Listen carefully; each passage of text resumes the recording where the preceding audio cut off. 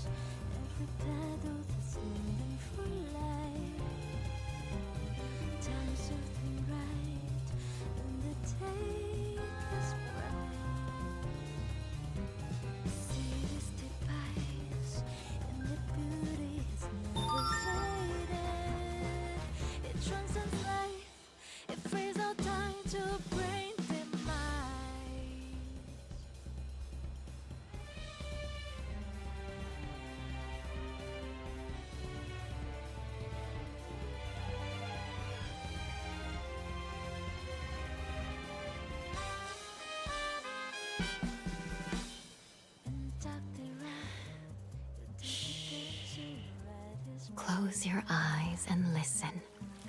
Do you feel it? The pulse of the sea, the rhythm of the heart. That, my dear, is the breath of freedom.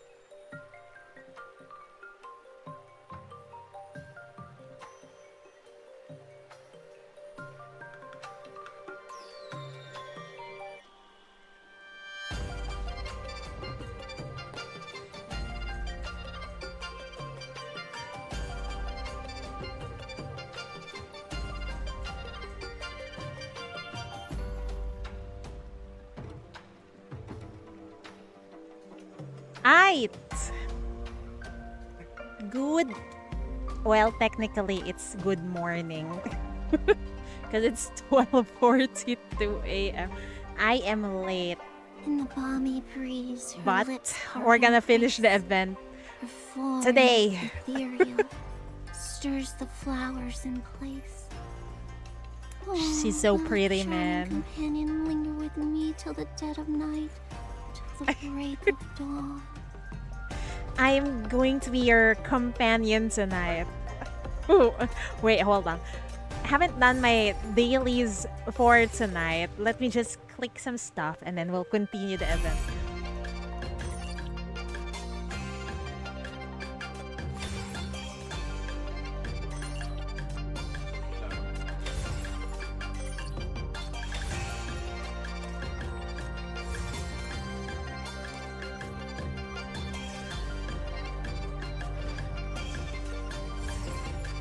A piece of cake.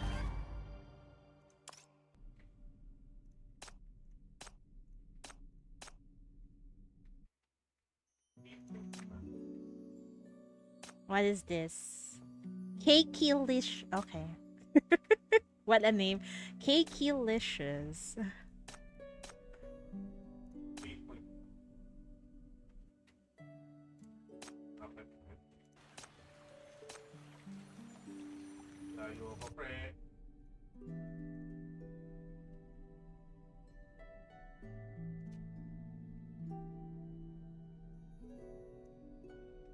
Aight! Back to the event we go. I think that's it for the dailies for today. Oh no, 3 days left.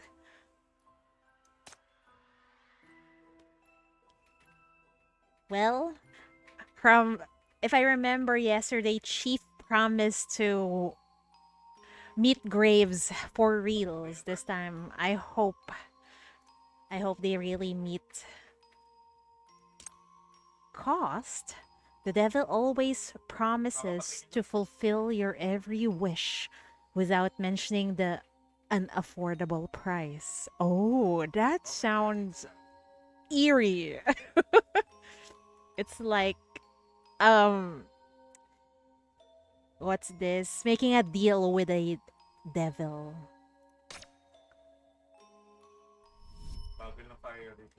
When you wake up, dawn is barely breaking over the bureau.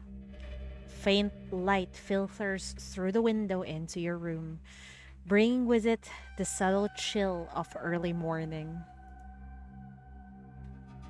What's wrong, Hecate? You've got dark circles under your eyes. I'm glad you're all right.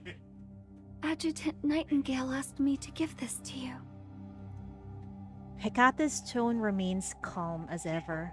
I feel bad that every time Chief succumbs to a coma or maybe something is happening in her dream, the people around her are also worried.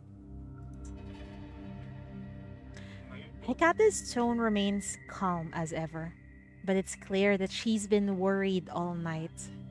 You choose not to call her out on it, and don't bother to mention the new mass of mania that's now inside you. Oh dear, oh right, I forgot about that.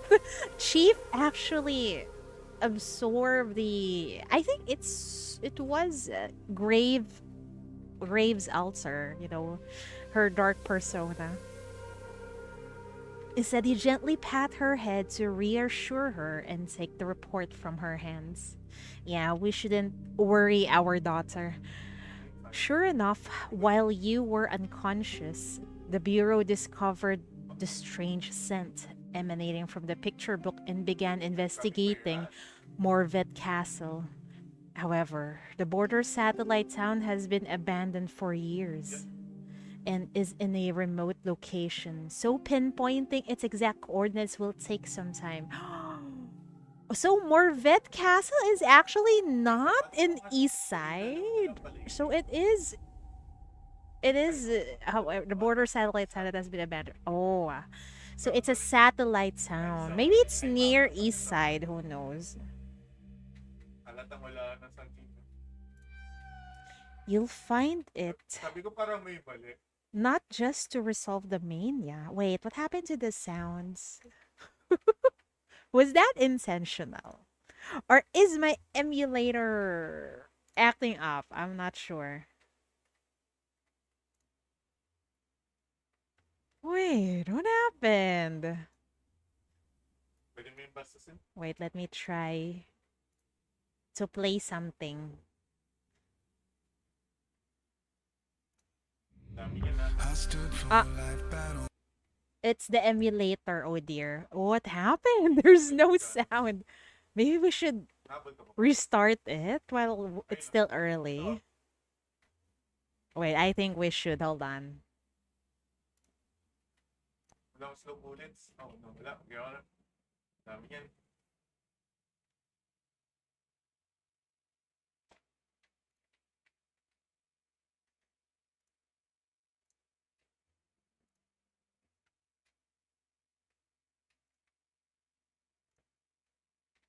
Good bitch. There you go. Dami. WGM is back. Please, Ice, no, could you please make a PC client? It seems you never tire of playing cat and mouse. Some shit happens This if time, we're using Who emulator. Oh dear. Ayun go.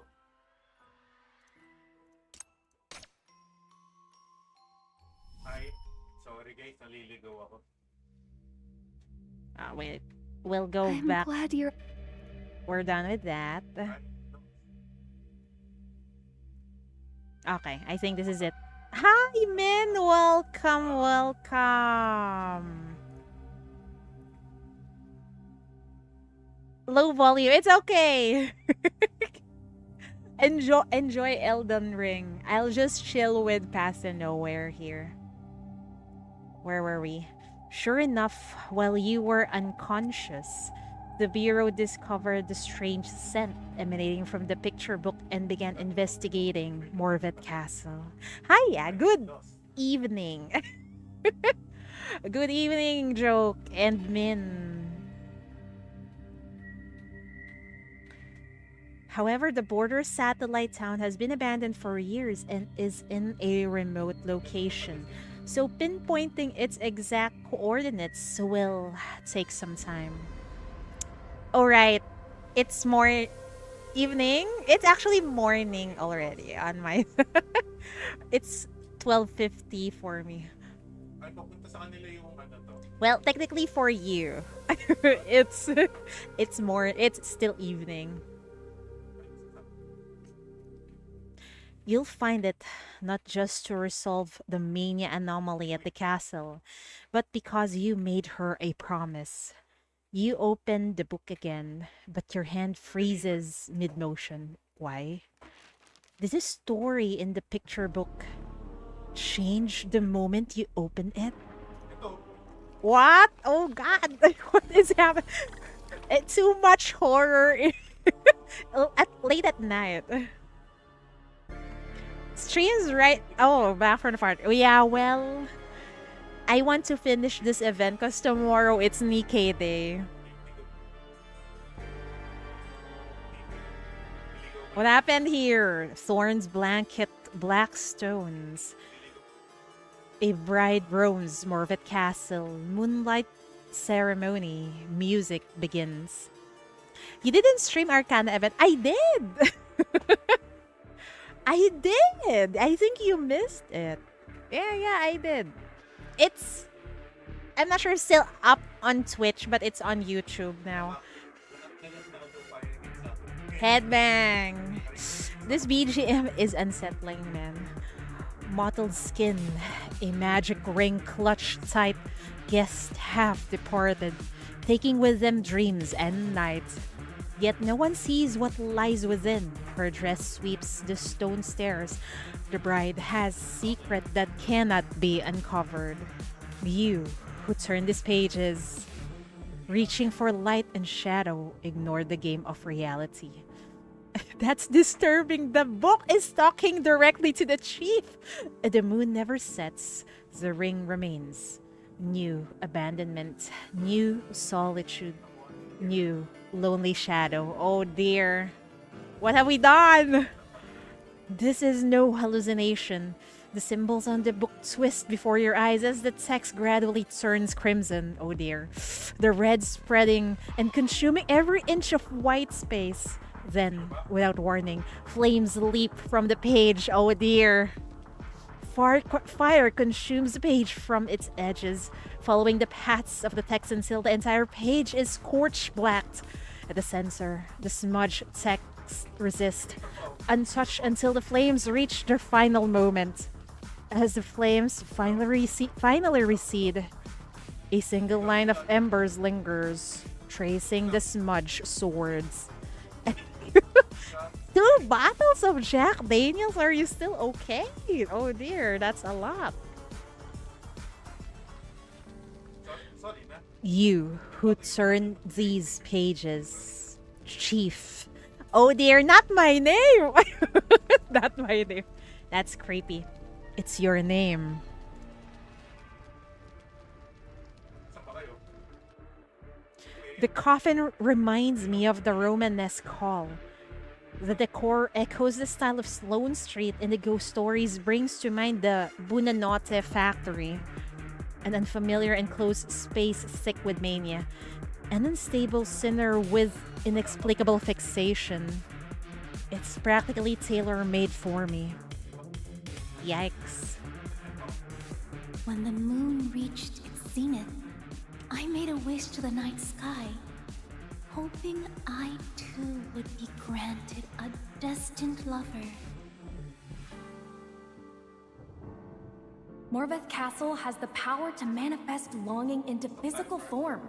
That's how number 15 and Doulahan came into existence. But that power alone couldn't possibly target you so precisely, could it? Did you know our beautiful bride before all this? Did we? I don't think so. I didn't know Graves, but I can't rule out the possibility that someone who knows us both arranged this match. So someone wants to throw Chief in the middle of all this. Why though, and who? Paper doll? Oh, I'm not familiar with that. Oh, you're lucky you don't get drunk even if you drink alcohol.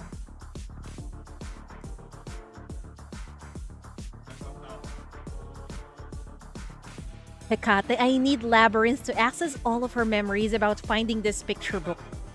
Also, check with everyone at the bureau to see if anyone has smelled a similar fragrance.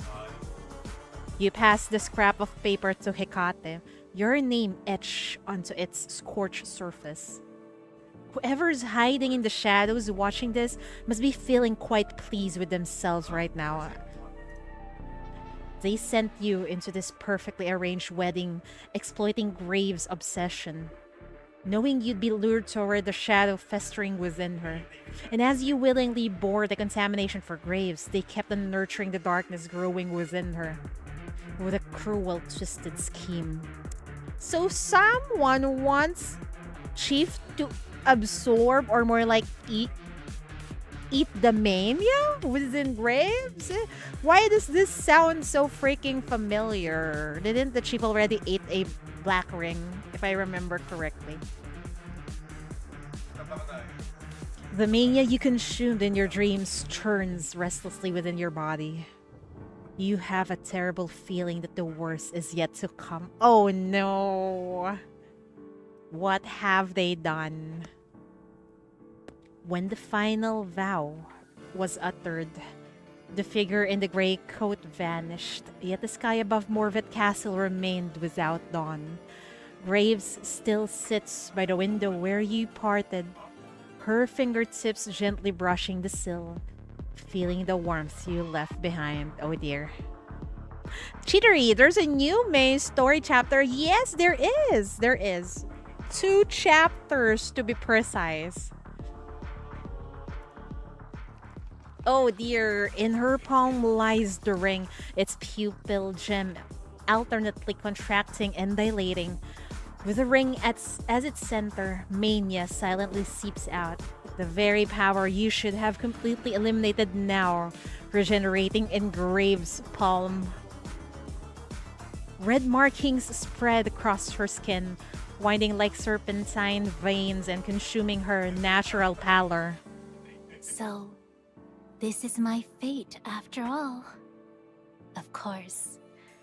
How could anyone ever accept a monster like me? No! That chief did not abandon you! She's looking for you right this freaking moment. Oh no! Holy fuck, now she's covered in blood. There's a lot of suspense like BGM in this event, man. Headbang! Also might as well use Firewall debugging this completed. amazing skin. You're under protection now.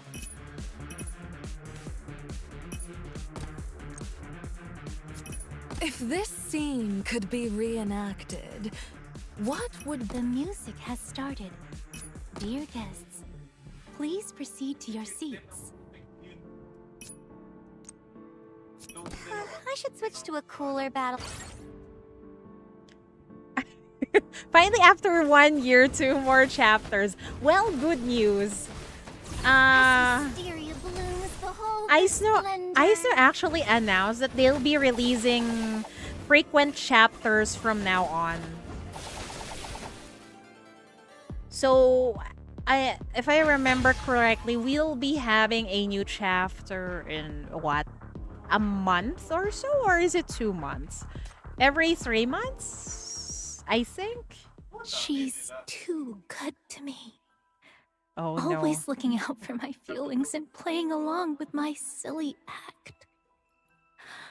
I don't deserve her. Which poor soul did they hire for them to?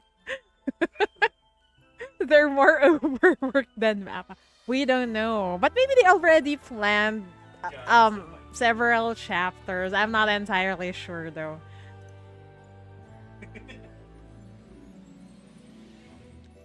I must have scared her with my face. No! I'm a monster. Friends, family, wedding. I was never meant to have any of those things anyway. Actually, I think the schedule of every 3 months of a new chapter is okay. It's quite reasonable. So far, the recent chapter is really good. It's always better than the filler slop that is how you're worth. That's why I mentioned that 3 months is actually okay. I don't want them pumping out chapters every month. Because for sure the quality will drop.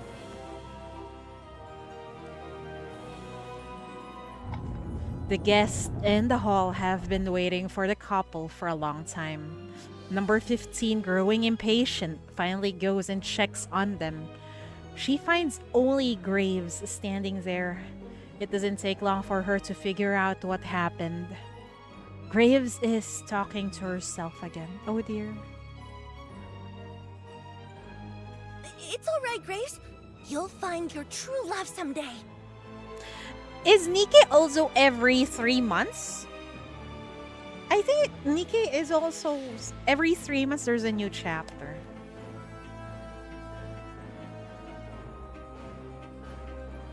There won't be Oh anyone dear. else. Oh fuck. There's only her, and she's already done too much for me. I'm too greedy. I want things I have no right to ask for. It's okay to be greedy, but you shouldn't hold them back like this. I mean, you shouldn't kidnap anyone. Monsters belong in abandoned places like this. Damn, we should really save her. Number 15, Duhan.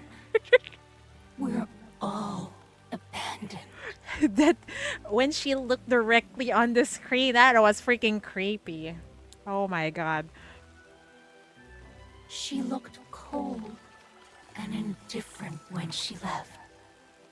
Because you didn't give her enough. Nowhere near enough. No, you were enough. We just want to be there personally. Graves' breathing grows rapid as her nails dig into her palms.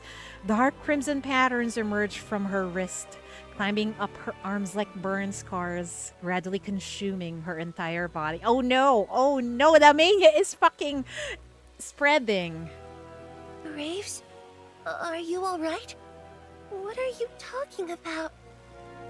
I am her. Oh dear I'm lord. her she can never cut away. I'm scared. I really love how the voice acting of Path to Nowhere has always carried the themes and the feels of every freaking event and main story chapters. Oh, every month and a half we get I see. So it's much more frequent than Path to Nowhere. Is A2 more talking? It's the Mania, actually. The Mania. It's the voice of... It's the sound of Mania in this game. She couldn't keep her lover. Oh The dear. promise from the deity of love remains. What Time promise? to begin. A wedding. Just for you. My own wedding. What's with that sound? Oh no. I can just imagine she's transforming. Holy. Oh my god, I forgot that everyone who gets mania becomes schizo. They do. They become more oh, unhinged the more they get infected.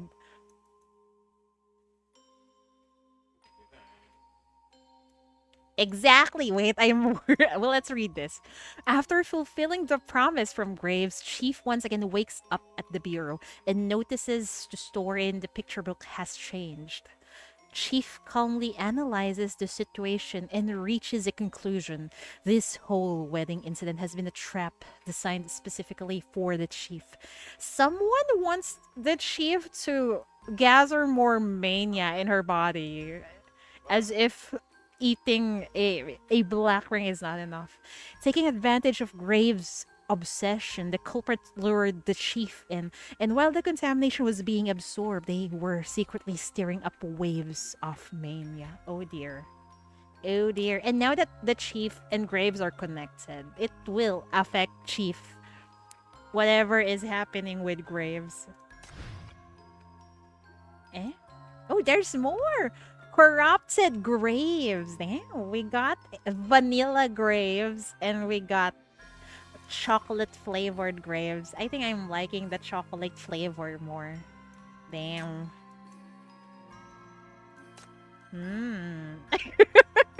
I am looking respectfully, ma'am.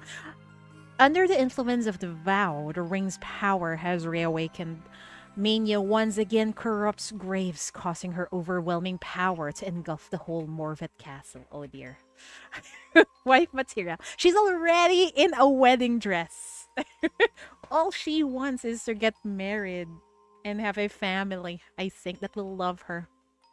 Ready to wife up, of course, but she's a bit unhinged. But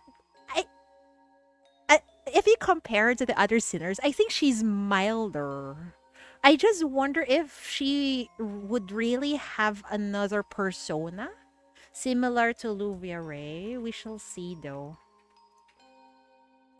Bewitchment. The painful wait feels endless, doesn't it? Oh my. The church bell begins to ring again. Dark red fluid seeps from the faded rose reliefs on the altar pillars. What? It's happening so fast. Hold on. She's unhinged while comparing her to the other sinners. Not so much, to be honest. It feels like she's more on the nicer side of sinners. I just cannot compare her to the likes of Yugu, Moore, and Cabernet. The church bell begins to ring again. Dark red fluid seeps from the faded rose reliefs on the altar pillars as Graves collapses before the lectern entwined with thorns. The golden silk fabrics that once blessed countless newlyweds now coil around her ankles like venomous snakes. Graves! Number 15 bellows Graves' name at the top of her lungs while Dullahan swings his great sword with all his might at the silken bindings. Is this what's happening while she transformed into Graves' altar? Oh dear. But all their efforts prove in vain. Their voices fail to reach Graves' ears. Graves' skin burns with excruciating pain as a blood-red gem crystallizes on her chest. A distorted wedding march echoes throughout the chapel. Her left hand rises involuntarily before clenching with an unstoppable force. This waiting, this torment, it never ends. Instantly, a swirling dark mist emerges, its tumultuous energy consuming Morveth Castle entirely like a relentless tempest. I wish they got... maybe they don't have a lot of budget, but I wish we got some form of illustration for this. Oh dear, what the fuck happened? Are we on the 3rd floor? Oh, we are. There's a reason they get put in prison. Exactly. But some sinners, it feels like they don't deserve to be in prison, really. We be raising up demigods and beings that can wipe out city blocks. Well, I think Chief is also turning into one. Someone is cooking something and turning Chief into, I don't know, a demigod maybe. Also, isn't this just the SCP Foundation, the gacha? What is SCP Foundation? I have no idea. What is that? Manic. Her power expands endlessly until it destroys everything. Uh-oh. Some shit always happens when we're inside this room. The Bureau staff has reviewed all surveillance footage but hasn't found the slightest trace of the picture book. It seemingly materialized out of nowhere, left its taunt for you, then vanished without a trace. What? It just appeared inside the Bureau? That's very sus. I thought well, a lot of things already happened in the Bureau, so I think maybe the Bureau isn't that secure. The Bureau staff has reviewed all surveillance footage but hasn't found the slightest trace of the picture book. It seemingly materialized out of nowhere, left its stunt for you, then vanished without a trace. Meanwhile, Nightingale has also failed to locate the Morveth castle so far. Uh-oh. Oh, it's a place where you contain, control, and study anomalous entity. Oh dear. That's very accurate. I'm not sure about the studying part, but probably behind the chief's back, some of the sinners are being studied, I think. I wouldn't put that past on the bureaucrats of this city. Your knowledge of the castle is limited to the fact that it's in a remote satellite town that fell into abandonment during the time of the Great Explosion and the Black Ring. Yet, with numerous similar locales scattered across the lands, locating it would be no different than searching for a needle in a haystack. The notion that Morveth Castle existed solely within a dream has also crossed your mind. However, the burgeoning mass of mania pulsating within you serves as a stark reminder. Graves remains lost, gripped by fear, ensnared in a new trap. You try hard to recall details about Morveth Castle from your dream, but only one thing repeatedly surfaces in your mind. A mysterious sequence of numbers. 0871-1408? What is this? Are these coordinates? Eugene, which do you think is easier? Detaining an A-class sinner or locating an abandoned landmark?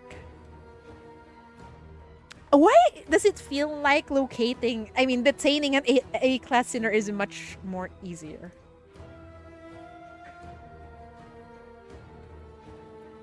That's right. I was born a monster. Born to be abandoned. Hi, 60. Welcome, welcome. The unsettling notes of the discordant wedding march reverberates sharply, while a storm of mania relentlessly assaults the surroundings. The ring floats beside Graves, insatiably draining her power. Endless waves of mania transform into a spinning black vortex, expanding outward with Graves at its center. This ring kind of reminds me of what was her name? I'm gonna call her mother. I don't know if you guys read through chapter. Was it 14? Yeah, I think 14, 15. Holy fuck, she's such a meta character, and yet I forgot her name. Her necklace reminds me of this ring. Estes is like, holy shit, they only came because they want to. Exactly. Oh my god, what was her name? Good thing we got a reliable path to nowhere. Path to nowhere website. Sin.gg. Thank you. Yelena! Holy fuck, why did I forget mother's name? Yelena. Yelena's necklace awfully reminds me of this ring. Maybe it's similar. Chidori, come on. I forgot her name. I forgot mommy's name. Anyway. Her last brain cell. You gotta forgive me. It's already 1 a.m. and I've been awake really early. Maybe what? I think maybe 8 a.m. The ring floats beside Graves, insatiably draining her power. Endless waves of mania transform into a spinning black vortex, expanding outward with Graves at its center. Never part. Together forever. A freak like me is cursed to be alone. This waiting, this torment, it never ends. Maybe it's just better to end it all. Yeah, sometimes I have the same thoughts. But no. We need to have hope in this fucked up world. At the storm's center, Graves has completely lost her original form. Her body twisted into a grotesque shadow. Her dress is torn to shreds, thorn-like protrusions sprouting from her figure, slashing into the ground and walls with ruthless abandon. The intense suction forces the chandeliers to swing violently, emitting a jarring metallic screech. Pews are upturned, delicate floral ornaments are scattered. Ancient plastic crumbles away in fragments from the ceiling, and fissures snake across the walls. The entire space succumbs to disorder, disintegrating bit by bit under the unstable force. In the unbridled chaos and despair, number 15 and Dullahan, as creations of Mania themselves, are drawn inexorably into the storm. Oh dear. Dullahan, are we going to disappear soon? No, please! I haven't had the chance to teach that jerk a lesson yet. I haven't figured out what I really look like.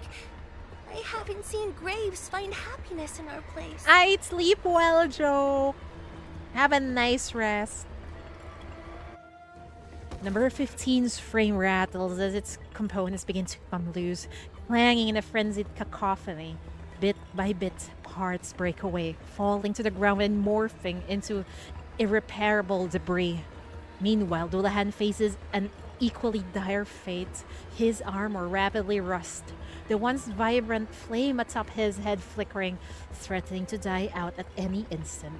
We should have been gone long ago. We are but hollow vessels of longings, unable to replace true love or truly understand it. To linger here, to exist as we do, it has been an indulgence. If only I could see their faces one last time. My wife, my child, they were my pride, my joy. If fate hadn't demanded my sacrifice on that battlefield, I would have shielded you, cherished you, until my last breath. Graves can no longer hear any of their words. The mania surges within her, showing no signs of subsiding. The twisted dark mist is slowly dragging her former friends toward the abyss. Number 15's eyelids weighed down heavily, her gaze faltering. As her awareness drifts into the void, she grasps onto Dullahan's corroded sword hilt in a desperate attempt to keep herself from being scattered to the winds. Dullahan calls out his wife's name from his memories, struggling to keep his last flicker of flame alive, only for it to be snuffed out by Graves' power. Just as the storm is about to completely devour them. Hey, buddy! Now's not the time to give up! Lumi is really surprising me, man! Besides, those words only mean something if you tell them to your wife in person! Graves is just manipulated by that ring right now. Now that we know the root cause, there must be a way to save her. Let's go, Chief! Number 15, hang in there! Wow, what an entrance with the Chief! Thorn of crimson light rained down from above, violently slicing open the Mania barrier. Turning dark mist twists and dissolves in the radiance, revealing a breach torn open in the once inescapable storm. Number 15 opens her eyes and raises her head in disbelief, looking at you, who vanish and now return, too stunned to speak. Hello there. Hello there. Though you don't look so great, this isn't the time for pleasantries. Let's find somewhere to take cover. How did the chief find that place? Holy.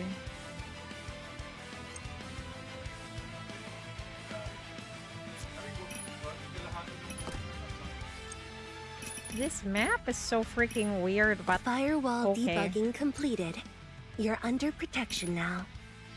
If this scene could be reenacted, what would be your choice?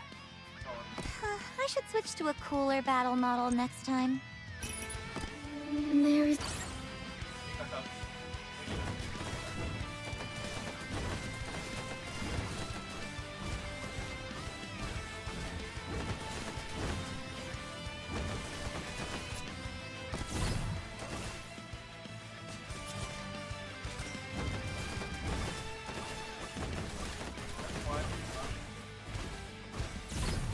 This is the guidance of the flames. Love and pain are intertwined.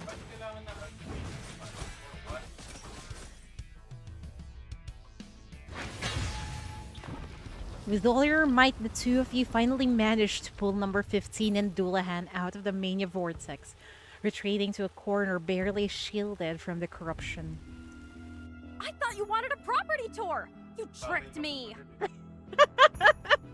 Wait, that is actually a good idea, calling in on Lou. Okay, no wonder she was asking earlier, which is easier to look for, an A-class sinner or an abandoned area. So she was talking about Lumi. Okay. That is so wise of her. If I told you this place was falling apart, you probably wouldn't have taken me back here, right? I guess I should thank your property hotline for being accessible 24/7.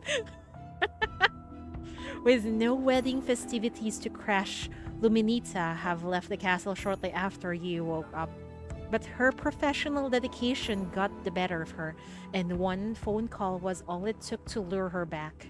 Now she leans against the wall, still shaken and breathing heavily. That thing's power is way too overwhelming. Getting close is basically suicide. And I can't believe such a fine property is about to get destroyed too. Girl, you should think about saving the people here first. Rather than selling the freaking creepy property. While the castle is hardly the priority right now, you don't have the energy to point out her misplaced concerns. Exactly.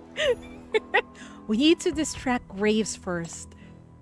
Graves' attention is completely fixated on that damn ring. Using the shackles out would only agitate her more. We need to find a way to get her attention before there's any chance of talking to her. But how do we do it? She looks completely out of touch with reality. Unless... And should we lure her with a wedding invitation? Luminita hugs herself in disbelief and steals a glance in your direction before summoning her resolve. What are you planning, girl? With a determined expression, she sheds her coat, preparing to dash forward and unleash a flurry of dance moves. Pull her back! Even if you were a break-dancing champ, it wouldn't help. I was talking about using the journal from the study. Oh. Journal? How poetic of you. Why not call it her last will and testament instead? That's not what I mean. Graves doesn't want anyone to learn about her childhood. The secrets of a little monster. Things she wants to keep buried forever. Luminita, I'm leaving number 15 and Dullahan in your hands. I'll be right back. And she ended with a thumbs up and a grin. Okay. Graves' power is rapidly expanding out of control. The Morveth castle is on the verge of destruction by her might. Moonlit nightmare. The stained glass casts colorful reflections all over the floor. It looks as if you're dancing in a river of light and shadow. The corruption spreads unchecked as the storm ravages the ceremonial hall. Stone pillars shatter the dome. The stone pillars shatter, the dome crumbles, and stained glass windows explodes into innumerable razor-sharp fragments. A putrid scent of decay and scorching fills the air, resembling unseen claws tearing at everything, attempting to pull all within its grasp into the abyss. Thrown from the ceremonial hall by the violent storm, you struggle to your feet. The endless darkness and deafening roar loom behind you. Despite the danger, you clench your jaw and glance back at the crumbling ruin. I'll be back. You will come back. You'll bring the key that can awaken her to tear through the veil of this nightmare. Wow, that's the second time Chief said she'll be back. Graves. For her, being special is nothing but a curse. Oh my. Hi! I cannot read your... I don't know, is that Japanese? I can't read that, but hello on the YouTube side. Welcome. The storm in the ceremony hall is growing more violent by the second, with fierce winds staring through the entire castle, shredding everything into fractured light and swirling dust. You struggle toward the stairway, each step made on the edge of collapse, the path beneath your feet nearly vanishing in the wind-swept debris. Hi, Famira! Welcome. Rocks, debris, and unidentifiable objects hurtle chaotically through the storm, howling past your head and crashing everywhere. A sudden piercing sound comes dangerously close to the back of your head. Oh dear. You instinctively dodge to the side, and a split second later, the remains of a chandelier crash down, shattering into countless pieces at your feet. That was close, man! Don't mind, it's okay! Thank you for hanging out. Hopefully you'll enjoy the Path to Nowhere stream. You have no time to dwell on your close call. A single thought occupies your mind. You must reach the study and find that journal as quickly as possible. Must move faster. Gritting your teeth with determination, you clamber over a collapsed stone pillar and barely regain your footing when another violent gust of wind hurls a splintered wooden beam directly at you. Oh my god, Chief! You instantly drop into a low slide, your body skimming across the floor for several feet, narrowly avoiding the deadly fragment. Almost there. The study door is right ahead. You lunge forward and push it open, plant both feet against the wall to redirect your momentum, and roll smoothly into the room. When did Chief become so agile?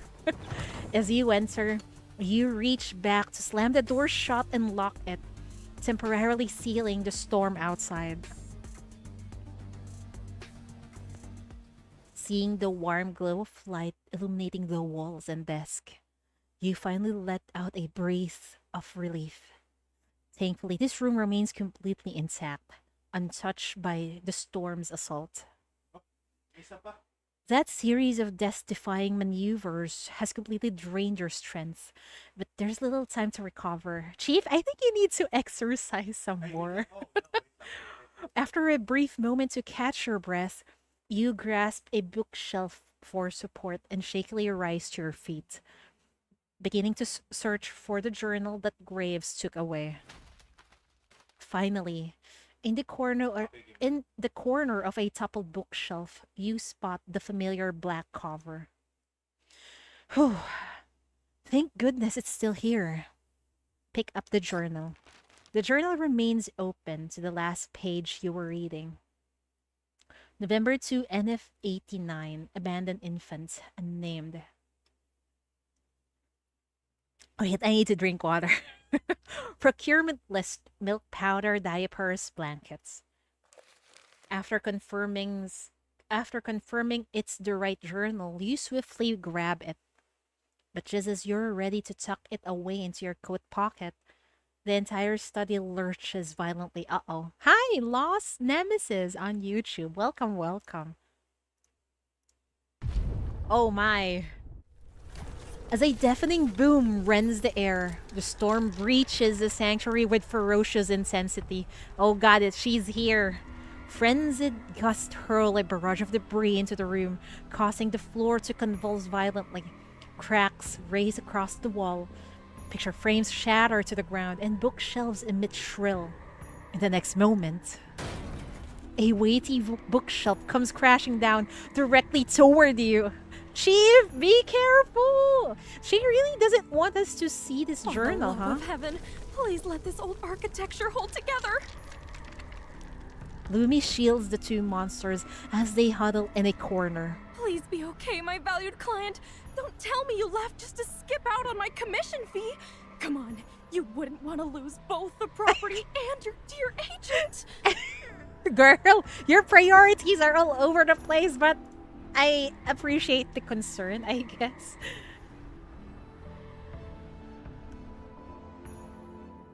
The study now lies in ruins, reduced to nothing but collapsed rubble. Shattered wooden beams litter the floor. Heavy bookshelves lay toppled in chaotic heaps, and fallen candelabras rest among the debris, their flames utterly extinguished.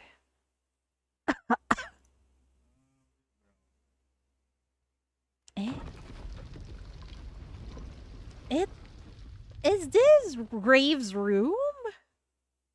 Behind the collapsed bookshelves, the rubble shifts slightly as you struggle to push aside splintered wood and slowly rise from the debris. While your body is covered in scrapes, it's the years-old dust you've accidentally inhaled that truly makes you miserable. Understandable. So this room is hidden behind a bookshelf? Is this where Graves spent her childhood? It seems like it, because there are toys lying around there.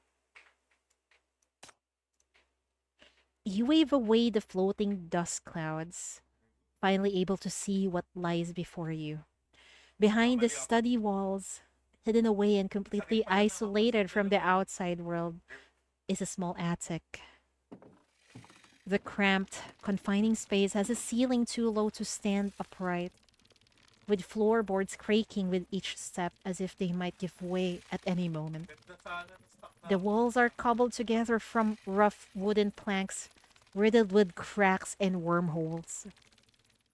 A shelf against the wall holds a few modest possessions, an oil lamp, a clay bowl, and a small box containing dried flower petals and ribbons. In the corner lies a small pile of fairy tale books. Beside them sits a low stool, clearly cut down to accommodate the height of its user. Nearby, a single bed, smaller than the standard size, stands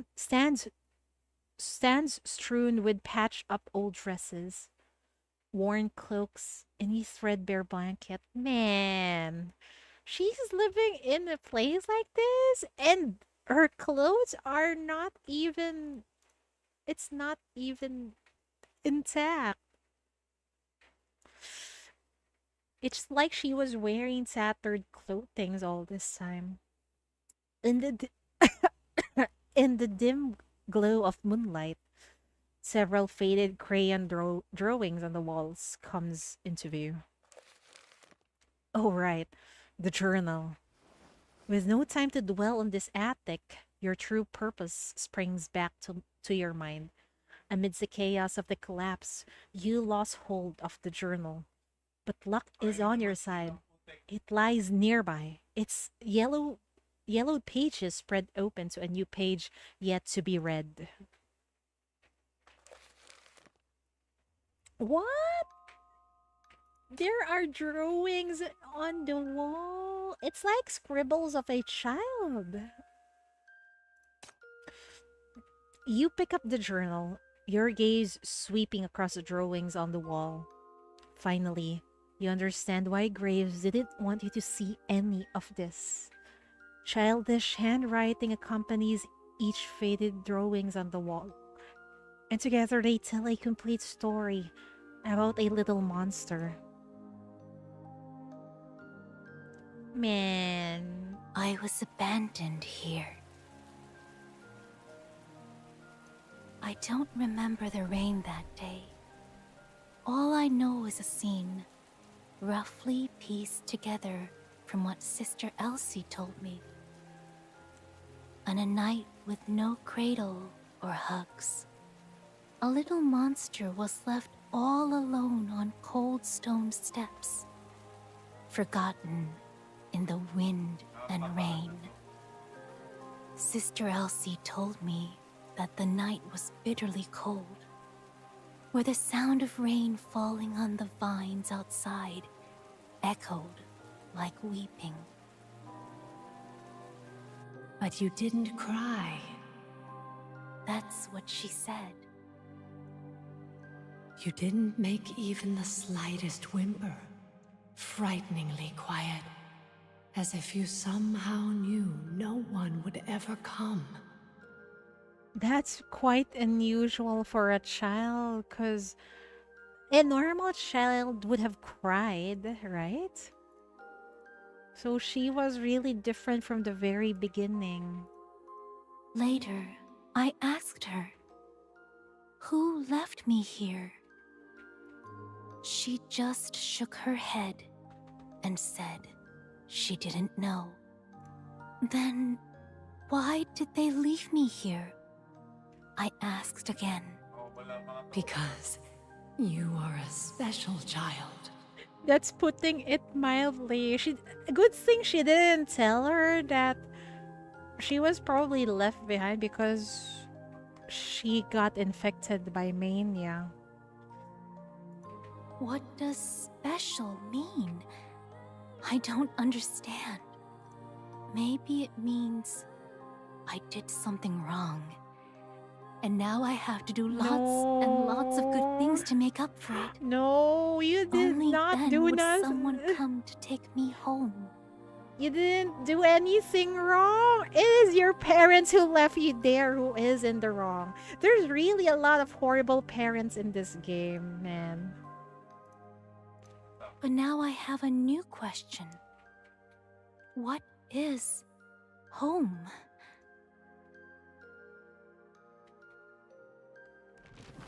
Uh-oh, the Mania storm draws closer, with surging dark mist seeping through the cracks. A foreboding sign urges you to leave. You pick up the journal and turn away, but the childish handwriting chronicling the past has already etched itself into your memory, its silent confessions echoing within you. I made my first ragdoll. Just as Sister Elsie had named me, I gave her a name too. I'll call you Little Graves. I made her body from the old hall curtains that had just been replaced. Carved her hands and feet from kitchen spoons, and drew big eyes and rosy lips on her face. That day was also the first time I got brave enough to step outside the castle. Monster! Monster! Get lost! We hate you! Stay away from us! You look disgusting! Freak! I don't think they like my little Graves. Man. But what does monster mean? I learn things really slowly. The only word I've learned lately is friend. Man, she was ostracized. She deserves lots of love and hugs, man. The more we read through her event, the more I'm thinking she's not a wife, but more like a child in an adult's body. I wanted to be friends with them, but they knocked my doll to the ground. Someone even stepped on her. Oh my god. I heard the wood crack and the fabric rip. Someone should have scolded those children. Little Graves was broken. My hands are too clumsy. That must be why. My doll wasn't pretty enough. Next time, I'll try harder to make her look nicer. Man, I just want to take her into the MBCC and make her one of the chief's daughter. She deserves a family.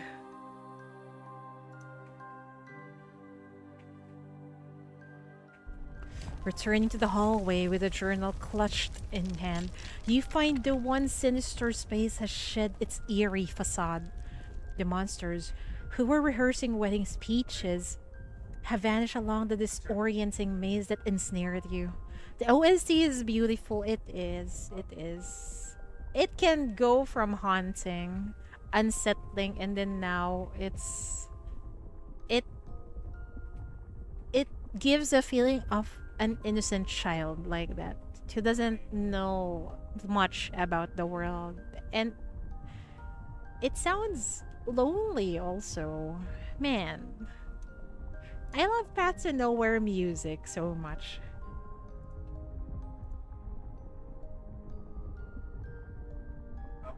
The monsters who were rehearsing wedding speeches have vanished along with the disorienting maze that ensnared you.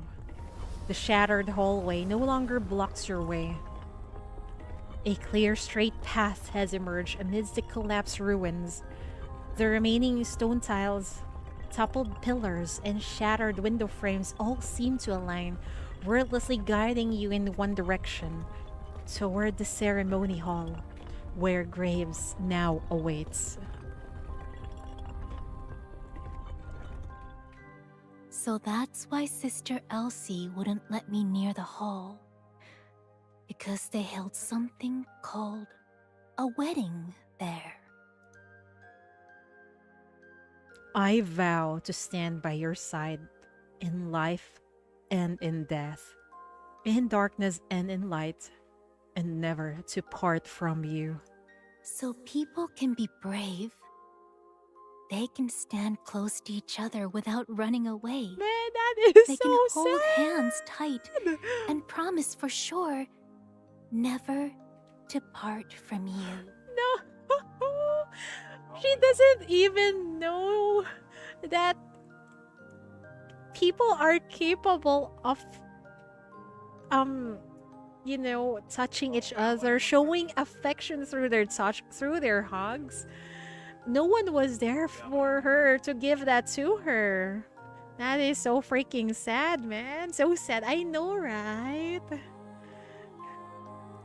Watching them exchange rings, receive blessings, and hug tightly while everyone clapped and cheered. My heart was beating so fast. The bride's dress was so pretty. Everyone gave her their blessings. Wedding. I've learned this word now. It sounds happier and like it lasts longer than friend or home. Oh, it does, but how do we explain to a child that I think what she wants is not actually to be tied down to another person. I think she just wants someone to love her, like more like a family, not really like husband and wife kind of love. She wants to be cherished. That's it.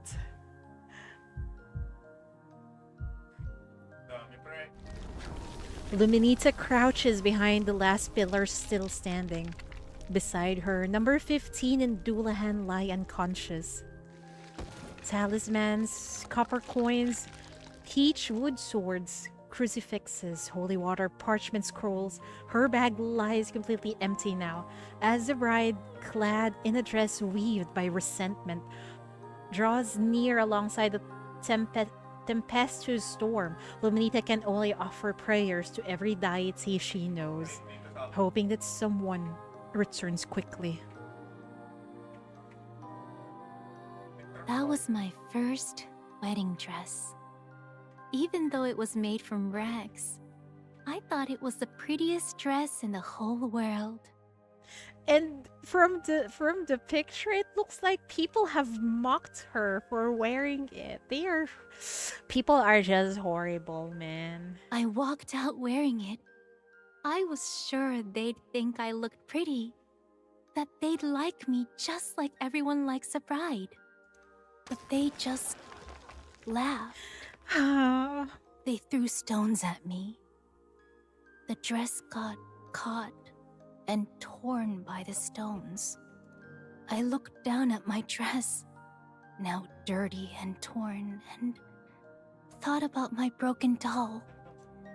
I'm a monster. No one will ever like me. Don't say that. Someone will. I will have my own wedding someday. I started arguing with my other self. After that, we argued a lot.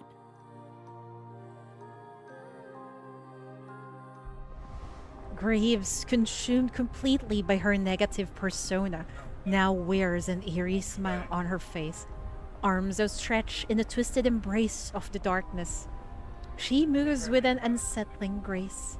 Alone, she glides through the debris, twirling and bowing, head inclined and wrist raised as if a macabre dance with an unseen companion.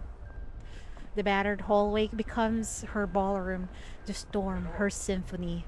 Deathly silence envelopes the surroundings, with only her dress billowing in the breath of Mania as she performs her solitary, unanswered waltz.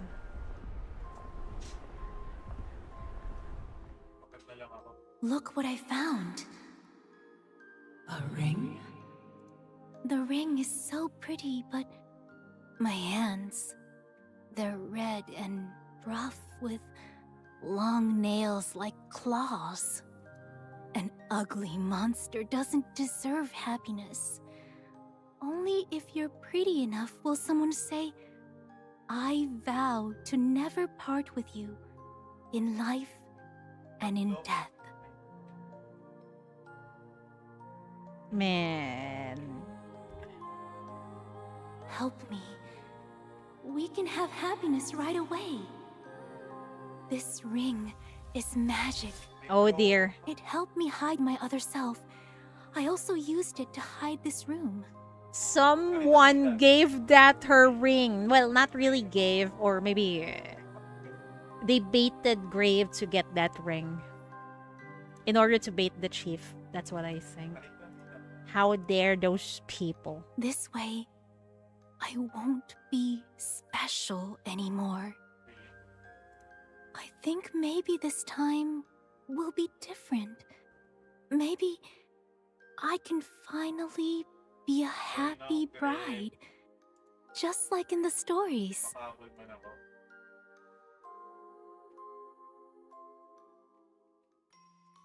Continues exploring upward. Her man, it feels like no one have taught Graves a lot of things in life. Well, it's a good thing the sisters were able to take good care of her, but not that well because they failed to. I think they failed to give her love. They just threw her in a freaking room. Hi, I see you're getting to the emotional damage. I know it is so freaking sad. Graves' mindset is kind of twisted. She's more her mental age, I think, is that of a child. To Graves, a wedding has a better chance of bringing her happiness and lasting joy than friends or family. Under the ring's influence, her consciousness has been completely overtaken by a negative persona. Someone really gave that ring to her. We just don't know who. The only way to interrupt her transformation into corruptor is to destroy the ring. That ring really reminds me of Elena's necklace, man. Oh, we're finally in the wedding venue with all the flowers and chandeliers. Oh dear, is this it? Love. No matter how much Graves loves you, she has never loved herself. That is the problem. She will be there to teach Graves to learn how to love herself.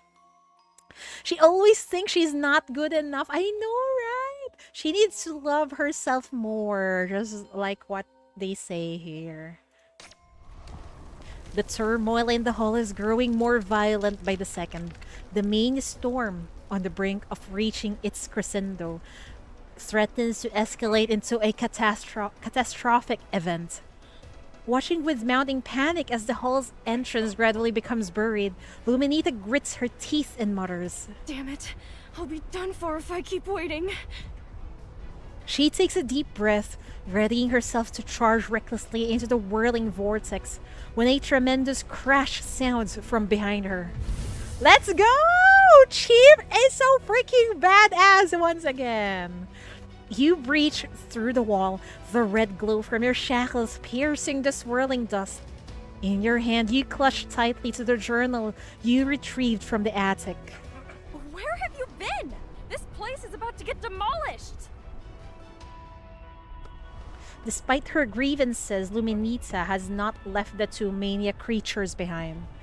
Choosing instead to remain with them amidst the chaos, you offered her a comforting pat on the shoulder. I like the second one. I'll come to you for a house purchase later. Without another word, you brush past Luminita with determined steps, your gaze locked on Graves at the center of the vortex. Violent winds tear at your clothes as the storm surges around you, but you push forward and leap into the maelstrom without hesitation. Hey! Luminita cries out in shock, but your figure has already vanished completely into the depths of the storm. Please be careful, Chief! The ring incites and spreads Graves' darkest power, while highly concentrated Mania howls and shrieks, resisting your approach.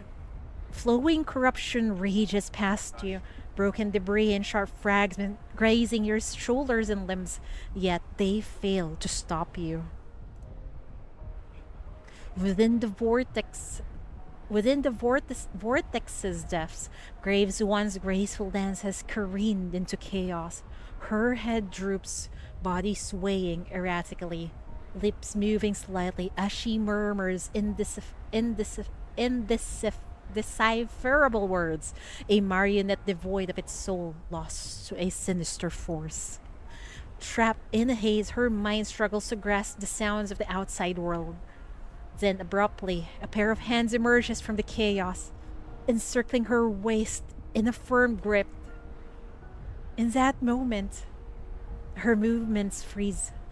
In her daze, a long-forgotten warmth touches her. Damn, that is what she wants! Thank you, Chief. As though something is pulling her back from the depths of the abyss. Don't let go of her now, Chief. I like the second. I'm back. You raise your hand, waving the journal you fought so desperately to recover in front of her unfocused eyes. I'm sorry. I accidentally ended up seeing your childhood diary in the room where you grew up. Graves tilts her head vacantly, her gaze slowly settling on the journal. Beneath her red skin, her features tighten slightly. Confusion and bewilderment intertwined. She glances at the journal, then fixes her gaze on you. I thought you already left. What are you doing back here? The Chief promised to come back, and now she's back to save you. She interrogates you in a hushed tone, both her face and tone devoid of any emotion you can detect. Because I promised you. I told you I would find the real Morveth castle after I woke up and come see you in a more complete form. See? I've kept my word. Liar. You were clearly going back to your own place. Back to somewhere without freaks. You just left me behind. Because I'm a monster. Her words are whispered, as if constructing an impenetrable wall, each syllable a brick to shut you out. You're different. You've convinced yourself that you don't deserve any lasting connection. So you've accepted abandonment as your fate? So you're going to destroy everything now? Graves offers no rebuttal, only pushing you away forcefully. Despite her resistance, you hold onto her even more firmly. Actually, I'm a monster too. You?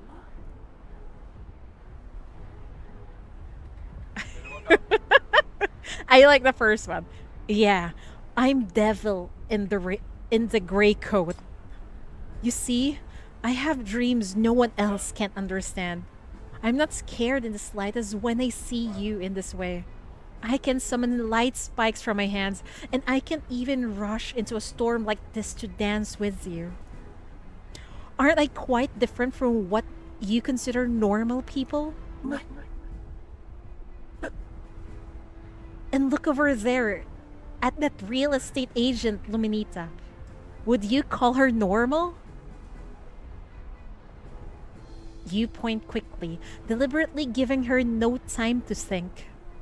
She throws herself into every bit of drama, treats exorcism like she's hawking bootleg DVDs, and not only isn't scared of phantoms, she actually haggles with them. By your standards, would she count as a monster? That's besides the point. Wait, yeah. Luminita is quite an unusual human indeed. If being special makes someone a monster, then everyone in this world is a monster. Yes, I agree. So what? People will still fear me and walk away because I'm different from them.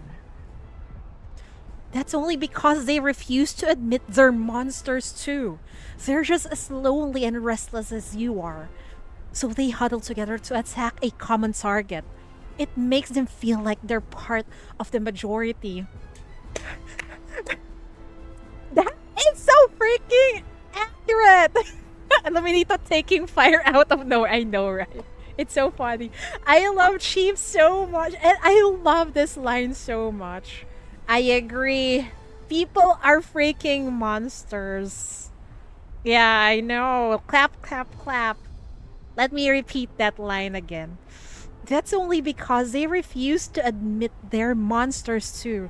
They're just as lonely and restless as you are, so they huddle together to attack a common target. It makes them feel like they're part of the majority. Those children who threw stones at you were monsters too. They were just bigger cowards than you, too scared to confront their own specialness. While her voice retains its composure, Graves becomes so bewildered by your words that she even forgets to keep dancing. Her movements faltering as she clumsily stumbles on her own feet multiple times. Chief and Lumi are very brave. Yeah! They are. That's why they say they were special and monsters too. Very, very accurate. And also, I agree. A lot of humans they act like monsters, and they pick on the special people, those people who are weaker than them or much different than them, which is really sad. But yeah, that really happens in real life, man.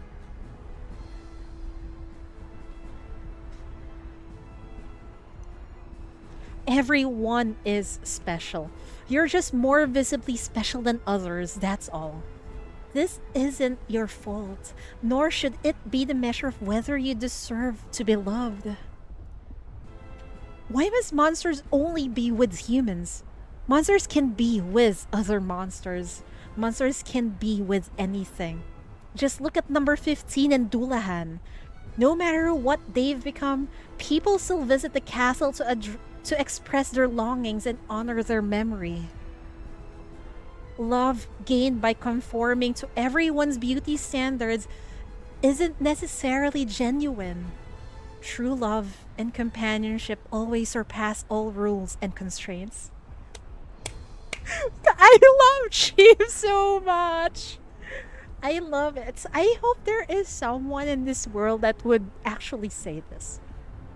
Love gained by conforming to everyone's beauty standards isn't necessarily genuine. That's so true.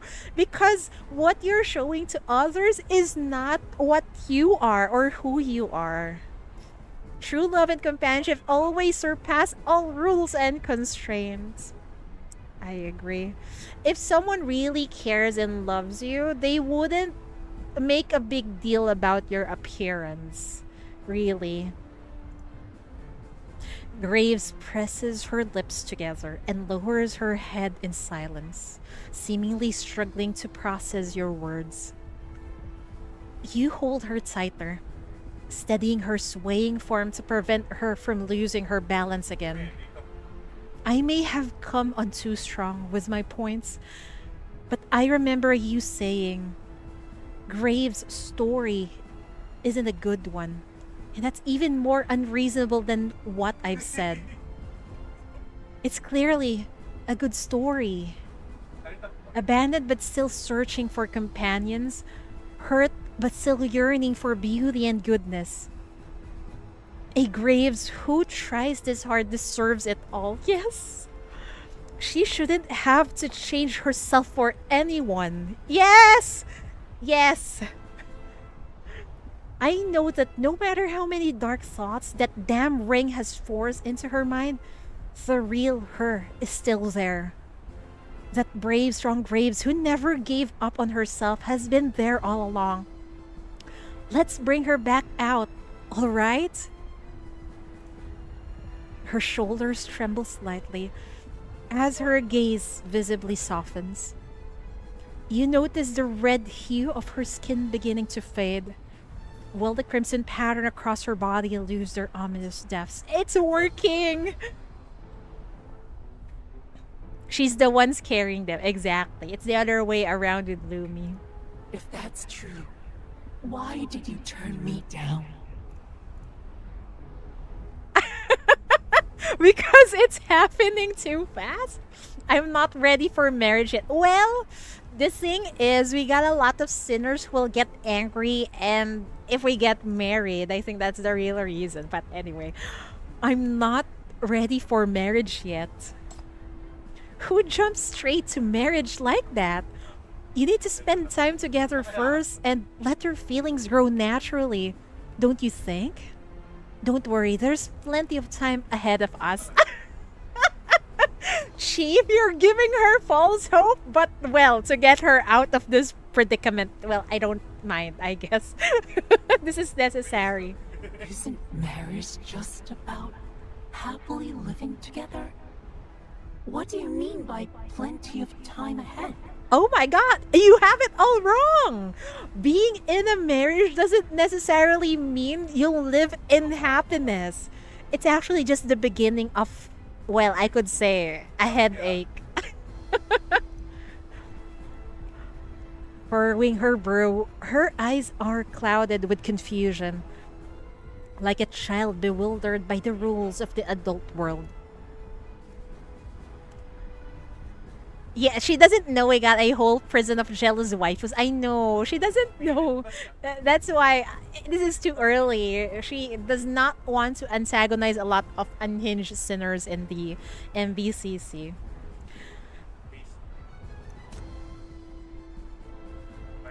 Furrowing her brow, her eyes are clouded with confusion, like a child bewildered by the rules of the adult world. You shake your head in resignation, letting out a soft sigh before reaching out to take her hand in yours. Come, I'll show you. Oh? Oh my good lord! The chief looks so freaking handsome. Holy, wait, let's appreciate the art first. Holy moly. The chief looks so hot, as always. We've got like 3 assassins, almost a god, and a plant who would be really mad. Yeah, exactly. You guide her to raise both hands. Your fingers intertwining with hers. The shackles gradually draw together as light manifests in your palms, pulsating gently with the pressure of your grip. Swirling and intertwining, your steps align in flawless harmony. The light spikes of the shackles slice through the lingering veil of darkness, while swirling dust scatters beneath your feet. The fractured floor silently bears witness to the cadence of your advance. The height difference, I know. The height difference is lovely. And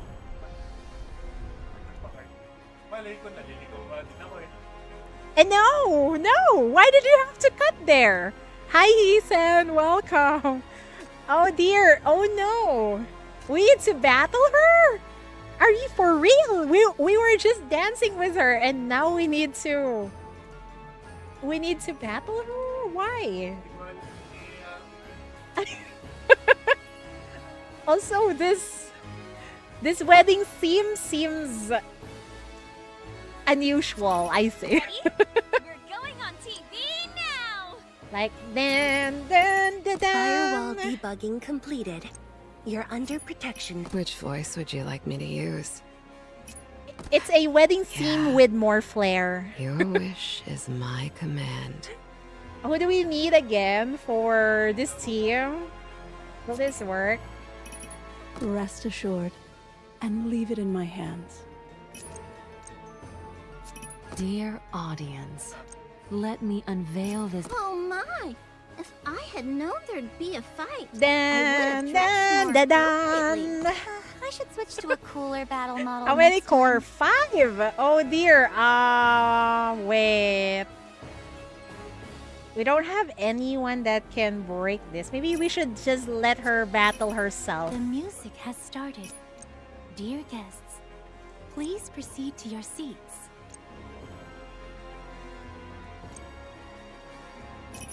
Oh my! If I had known there'd be a fight, I would have dressed more appropriately. We have crime brands here. Uh-oh, we don't have. Oh dear.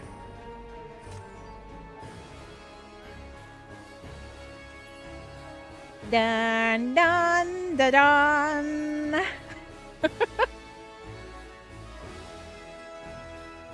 It feels like it's a wedding theme meant for a child, I think.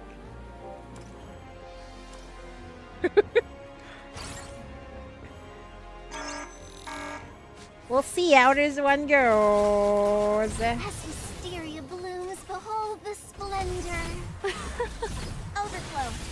Warning! In the name of all... Here comes the breaking news!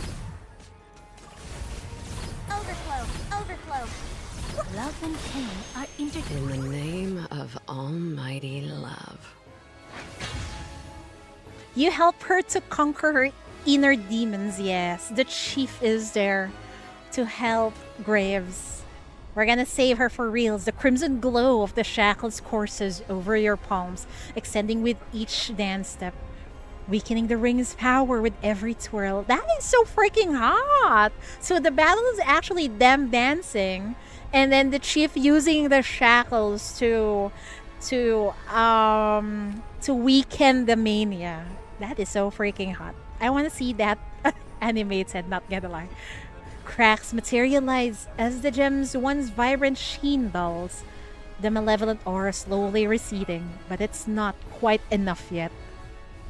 To completely destroy this core that has been feeding off Graves, you'll need her own power as well. Graves, do you know what true vows are really meant to be? Do you know what true vows are really meant to be? I vowed to... Having recited the wedding vows countless times in the past, those familiar words instinctively cascades from Graves' lips, only to be interrupted by you this time.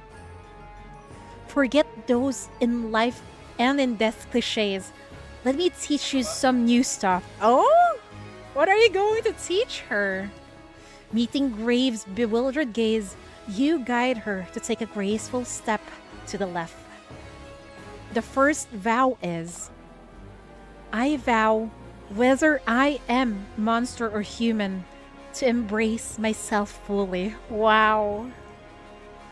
My imperfections are not sins, but medals of my own. I love this so much.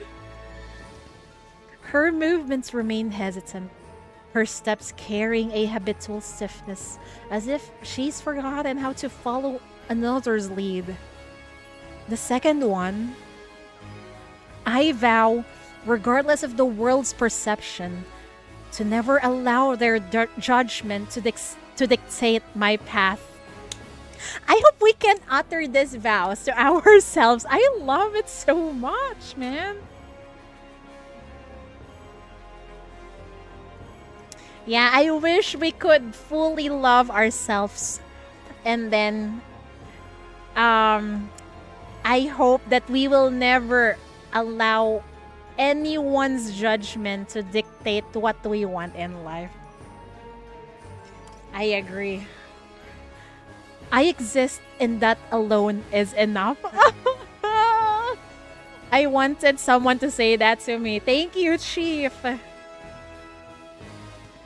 You grasp her waist firmly, guiding her as you turn, feeling the delicate fabric of her dress softly brushing against your ankles. Observing closely, you discern a newfound assurance in her steps. The third one, I vow, regardless of what I am, special or ordinary, to believe in my deserving of happiness. Damn, that is so freaking good. Rules are nothing but hollow constraints. True love never shuns due to any imperfection. Your voice grows more firmly. The black markings begin to peel away from her wrist, like ashes scattered by the wind, while the cracks in the ring continue to deepen just a little more, Chief. And finally, also most importantly, the fourth vow. I vow, no matter how rough or fearful circumstances may become, to never abandon myself. With her final words echoing in the air, her movements freeze completely for a moment. The crimson markings gradually fade from her fingertips. The presence of Mania still churning violently but no longer tethered to her being. It's 2 a.m. here, same here. It's 2 a.m. on this side also. She gazes at you with confusion, respect, and perhaps even admiration flickering in her eyes. Perplexed by how you have managed it, why your words have effortlessly shattered her reality, she finds herself captivated, unable to tear her gaze away. Because the chief has so much riz, that's why. Okay, good night, sleep well. I'm gonna sleep also after I finish the event. Thank you so much for dropping by. That's it for our first dance. I'm not really sure what follows in the ceremony. Would you lead me through it? Your voice softens as you lock eyes with her. In this moment, you discern the once impenetrable shell encasing her starting to break, allowing a more genuine emotion to reshape within. I vow, no matter how difficult or fearful circumstances may become, to never abandon myself. She lifts her hand with a deliberate slowness, placing it gently upon your shoulder. Stepping closer, she guides you into a waltz. Oh, she's taking the lead now. The hall remains in ruins, its dome still covered with cracks. But in this moment, her dress billows and her clothing flutters as your dance steps grow lighter. Together, you move toward the sinister ring, allowing it to bear witness to the final ending. The blue light at its eye struggles like a fading pulse, desperately mustering one last resistance. However, the Mania, devoid of a host to latch onto, finds no refuge. Cracks extend ceaselessly through every facet of the gem's structure, and the ring can no longer maintain its existence. At long last, it emits a brittle crack and crumbles into fine dust, dissolving in your palm. Fragments hover in the air as the fading shimmer, now without anchor, flickers briefly before transforming into weightless particles to be swept away by the wind, dispersing into the silver night. Simultaneously, the storm's roar abruptly ceases. The dark mist of Mania recedes rapidly like an ebbing tide, the heavy oppression suddenly lifting, leaving only a residual repulse flowing gently through the air. The world finally returns to silence. Wow! I love that scene so much! Holy fuck! The chief is getting good at raising up every freaking time we see her.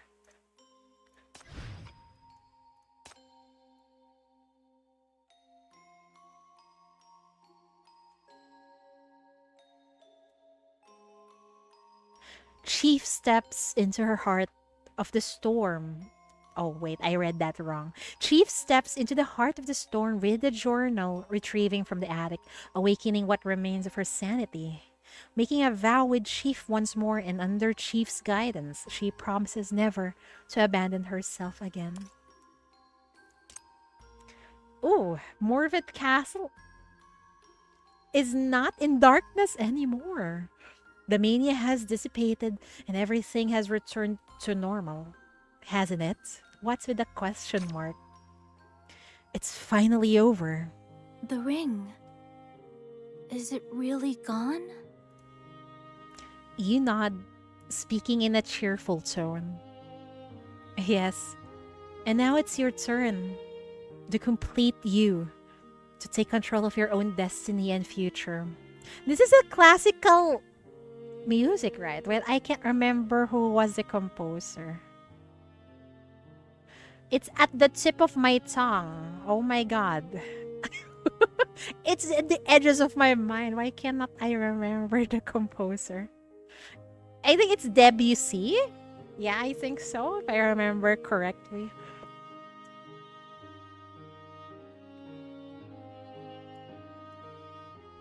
Fallen stone pillars lay silently strewn across the hall. Walls adorned with sprawling cracks. Shattered glass scattered on the floor. Blood-stained silk sways gently in the breeze before settling back into the profound stillness. On the horizon, clouds glow with the first faint of light of dawn. The night at Morveth Castle is coming to an end. Thank goodness! You're all right, Graves! I'm surprised number 15 and Dullahan did not get absorbed. Can we actually take them to the MBCC? I wonder. Number 15 races toward you both, wrapping Graves in a tight embrace, her eyes brimming with tears. Nearby, Dullahan clears his throat as if trying to hide his emotions, but the dancing flame betrays his true feelings. Well, I never would have thought we'd finally witness a wedding miracle. Well, with the chief here, anything is possible. Luminita saunters over at her own leisurely pace, her agent instincts in full swing as she surveys the surroundings, wincing slightly at the extent of the damage. She probably cannot sell this place anymore. This place is a total wreck. Not a single floorboard spared. Well, at least the crisis is all sorted out. Renovations can always be done later. Well, that's gonna cost a lot, and you know the chief and the MBCC is in the red, right? We cannot pay for this. You look up at Graves. The contamination hasn't fully receded from her body. Crimson patterns still intertwined with her normal skin. Yet, she makes no attempt to hide it. I'm so proud of her. Nor does she avoid your gaze. She simply stands there in silence, visibly flustered about what to do now that she sees the castle in ruins.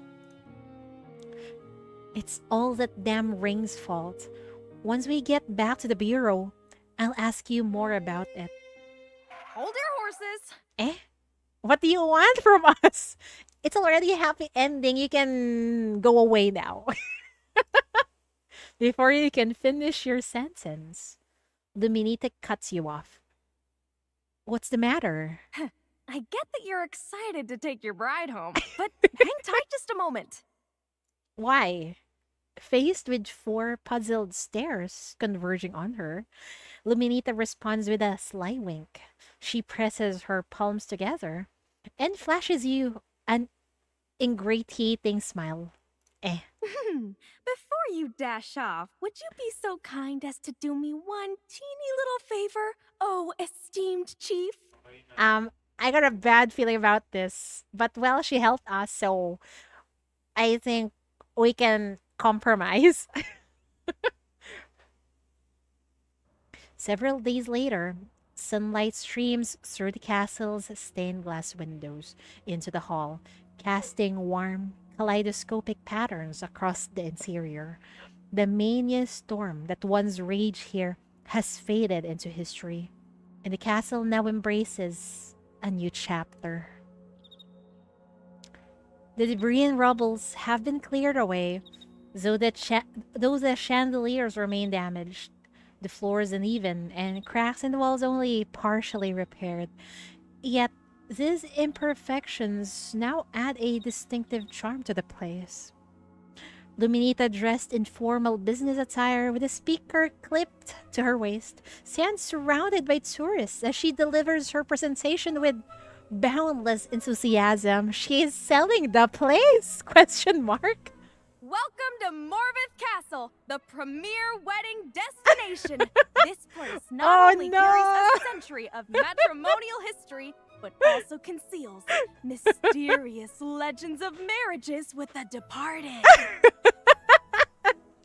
Oh no, she's really one amazing businesswoman, turning things into opportunities. Who would have thought that works? I know it works. She turned this into a wedding venue. Well, not gonna lie, it has its charm. If you want to have your wedding in a haunted castle, well, I guess you do you. People will pay for this, maybe. Ooh, a ripple of gas spreads through the crowd. Exactly the reaction Luminita was hoping for. She nods with satisfaction and continues in a deliberately hushed, mysterious tone. It was in this very hall that brides and grooms pledged their vows of eternal fidelity. Yet, their stories often lacked proper endings. Perhaps some love stories don't end in the realm of the living, but continue beyond the grave. She's even making up stories for this place. Oh my god. Well, that's what people want. Some mystery. A young girl curiously raises her hand. I read online that if you make a wish here, you can see your deceased lover and reconnect with them. Is that true? Of course.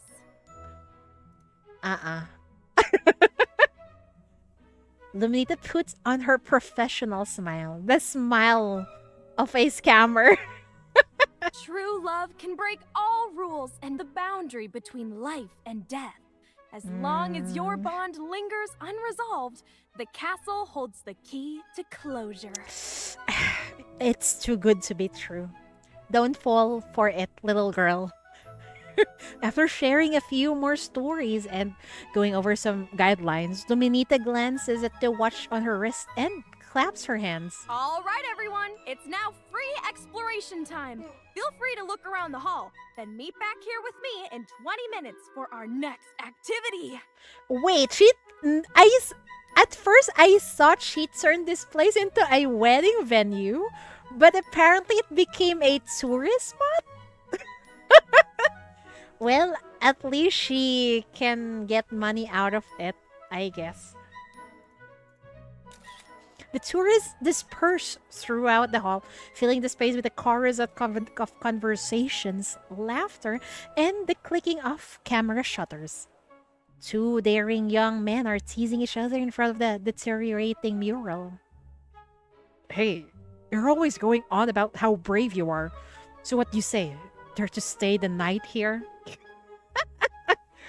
This place is turning into those, I don't know if you guys watch YouTube videos where the YouTuber will go to these haunted places and film themselves there getting scared and all. It's getting that vibe now. And mind you, there are really Mania monsters in here, so, well, it's legit a haunted castle. Why sweat it? You wanna make a bet? Excuse me? Luminita steps into the conversation at just the right moment. Just a friendly reminder, your tickets are for the half-day tour only. So unfortunately, extended stays aren't included.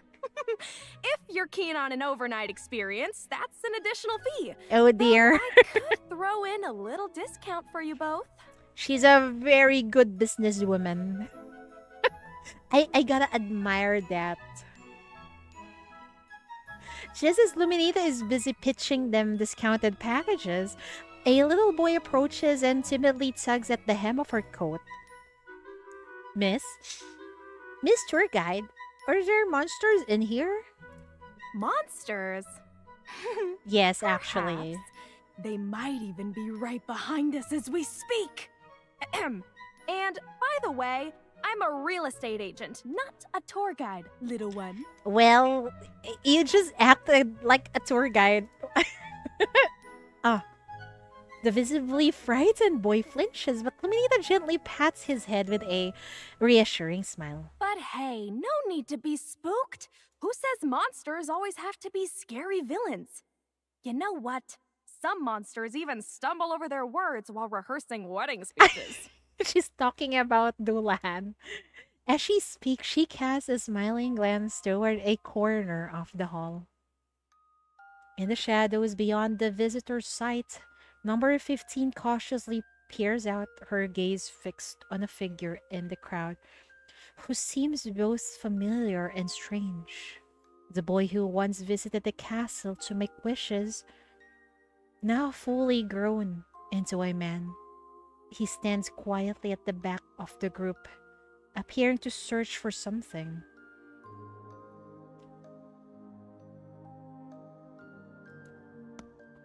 Number 15 hesitates for a moment, but ultimately summons the courage to step forward.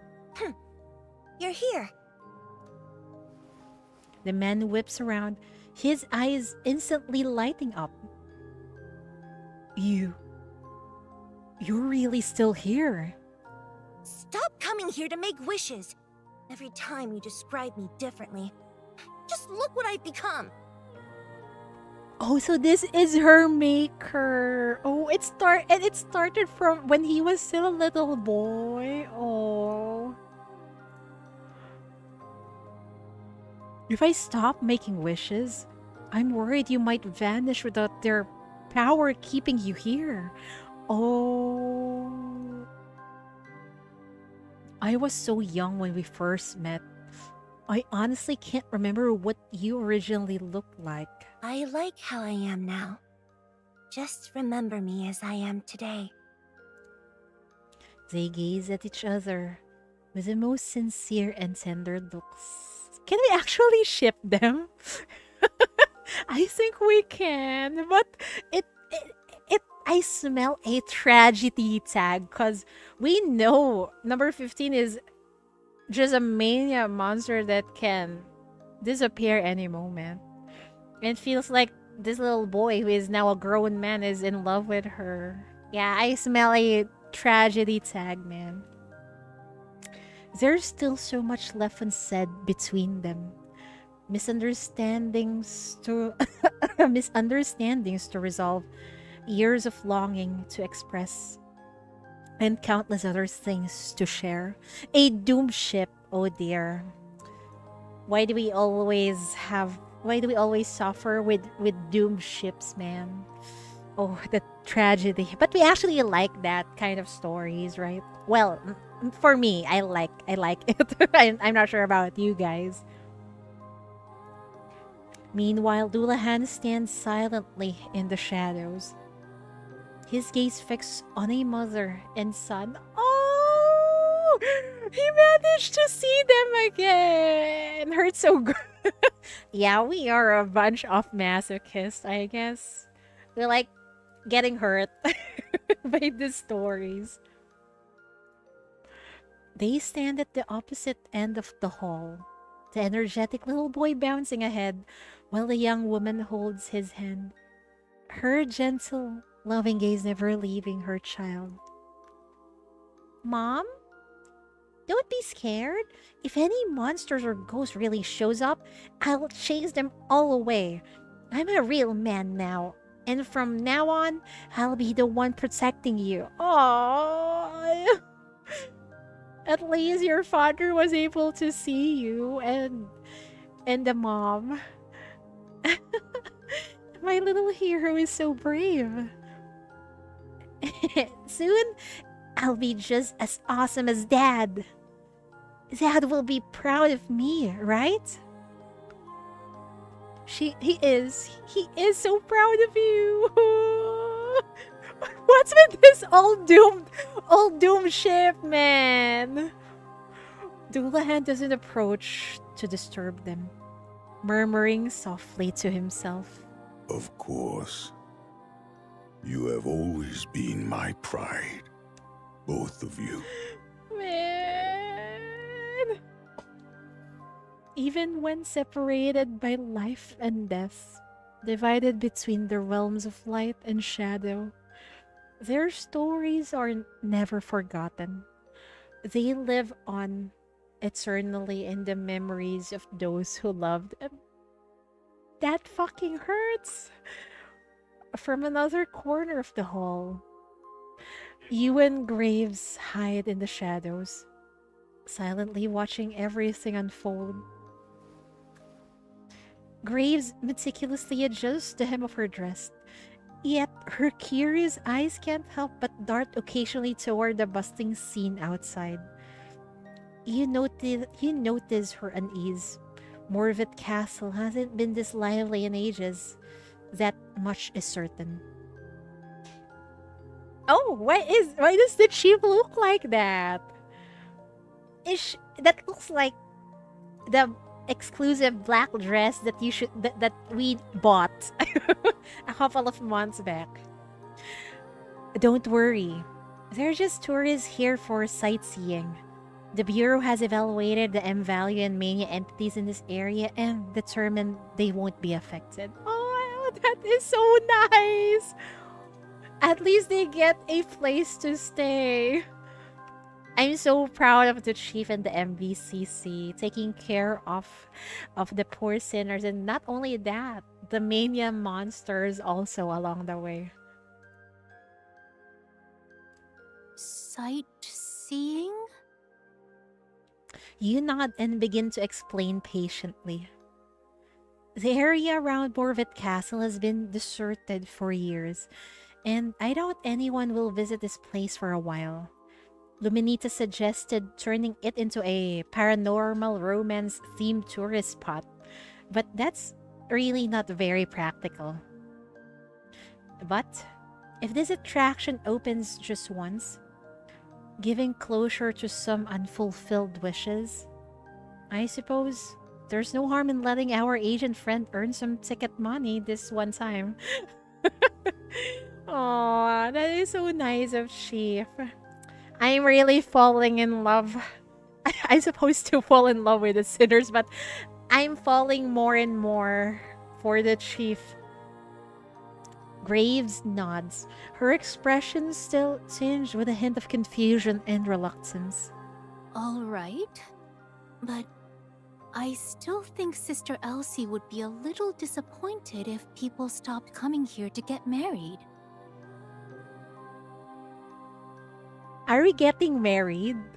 For real? You can't help but smile at her grimace. Relax. Everything takes time and happens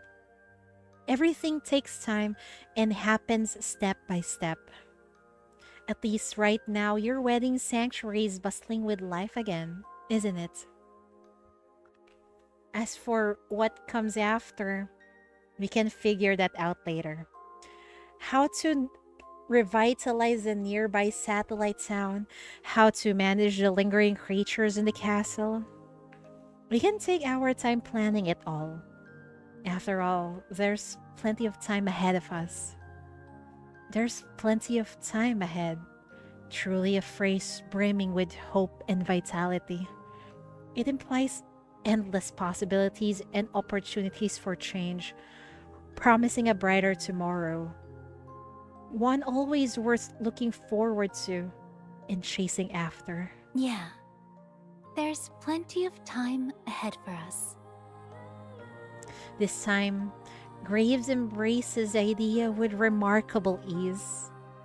Her smile isn't burdened, her expression more radiant and vibrant than you have ever seen before. I'm so proud of her.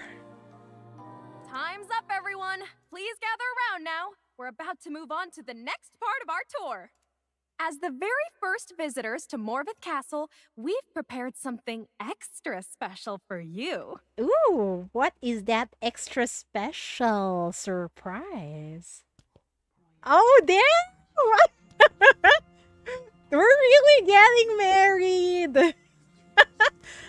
Oh my god, there's two brides. Oh, hi, Coney, welcome. Chief's so hot! And we got a beautiful bride on our side. Oh dear. Amidst Luminita's announcement and the murmuring of guests, you and Graves, both formally dressed for the occasion, walk hand in hand into the center of the hall. Ah! I didn't think there's going to be a wedding for reals. Oh man. Is this a wedding? Yes, it is. Luminita clears her throat and continues with a smile. Ahem. Today, we gather to witness the first covenant being forged in the newly restored Morveth Castle. To whom? To Graves. This lady over here. We're getting married to her. Oh my god, I smell a lot of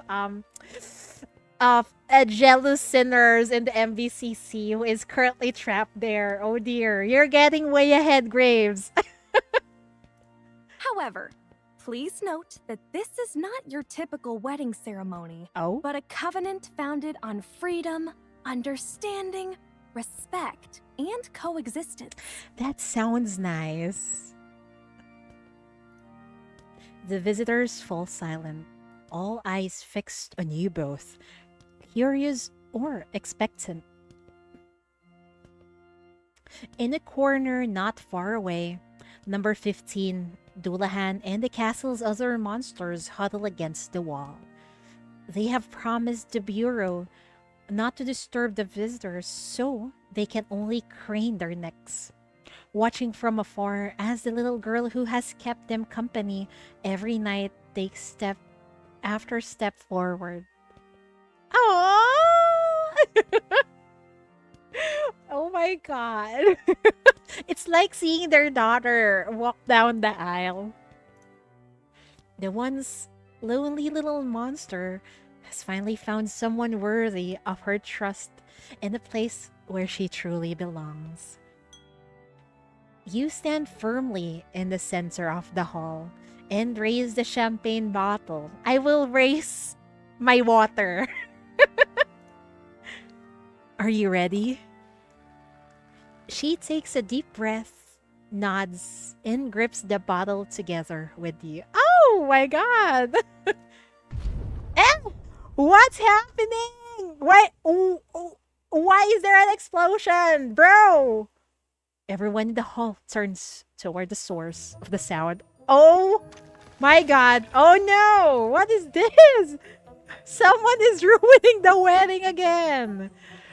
In full view of everyone, one of the monsters guiltily tries to hide half of a candelabra base behind its back. However, the piece and metal fragments still falling from the wall beside it completely betrays its crime. We were in a fucking moment! How dare you? Most likely it was watching the ceremony with such nervous excitement that it unconsciously gripped a handle too forcefully, accidentally wrenching the wall-mounted decorative candelabra right off. Oh dear. Oh no. Oh no! The visitors are about to run, huh? A massive glowing eyes in the darkness face the visitors, frozen in shock. The two groups stare at each other. How do you pronounce it? Unanimously sinking into an eerie silence. Wait, I think I unanimously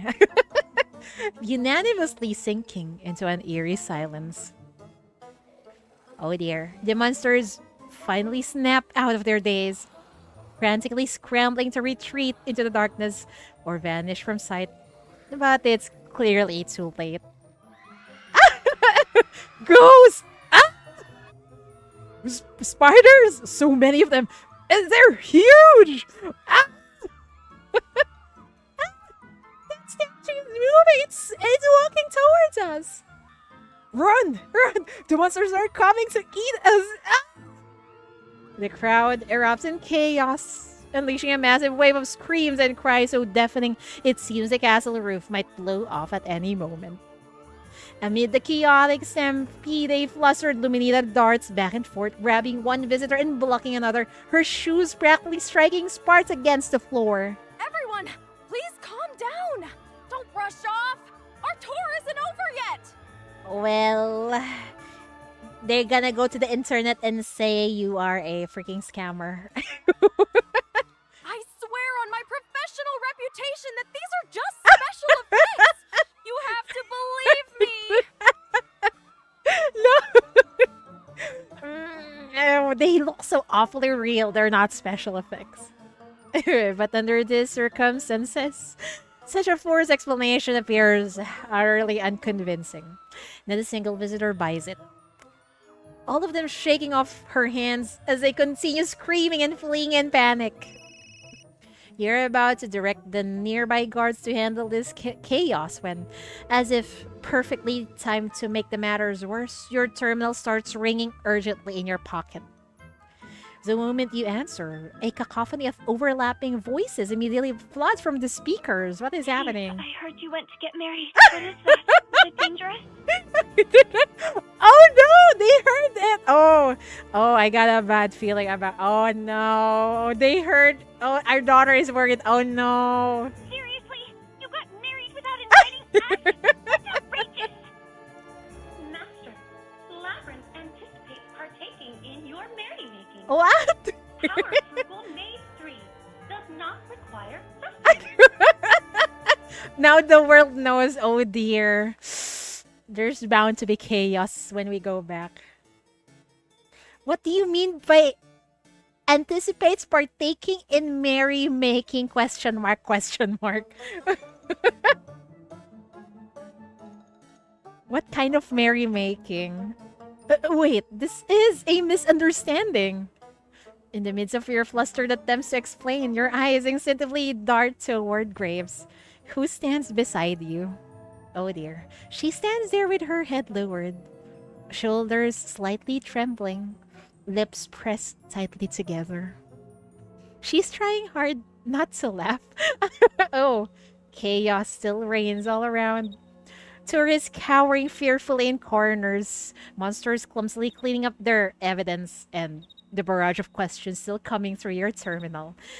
But in this moment, she seems to exist in her own dimension of serenity, separate from the whole world. Everything has become too chaotic, but I'm glad she's happy in her own way. In the distance, sunlight streams through the broken stained glass windows into the hall, falling upon Graves' gently shaking shoulders, as well as the weathered pews, tarnished candelabras, and dust-covered stone tiles, tracing their irregular outlines as if in a dream. From a crack in the wall, a small unidentified flower has pushed through unexpectedly, swaying gently in the light. You see Graves lift her face slightly. Perhaps this really is a good story. It is.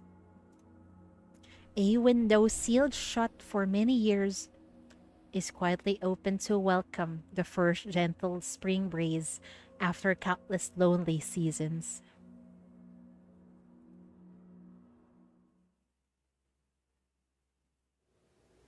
Oh? Oh? We went back to her room. And yeah, she's been through a lot, but I'm so glad Graves found Chief.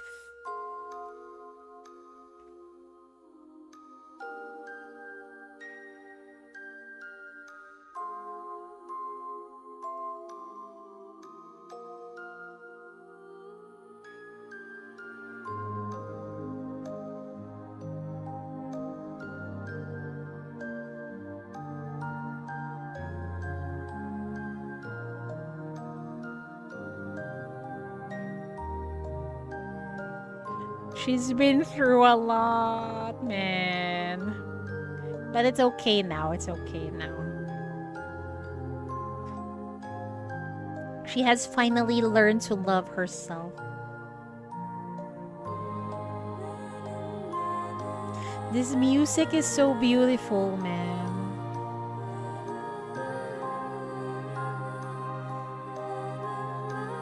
Is that the chief? Aww!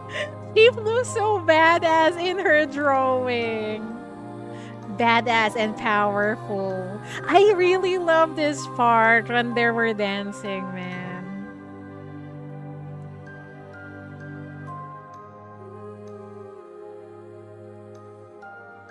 Chief looks so freaking handsome in that CG.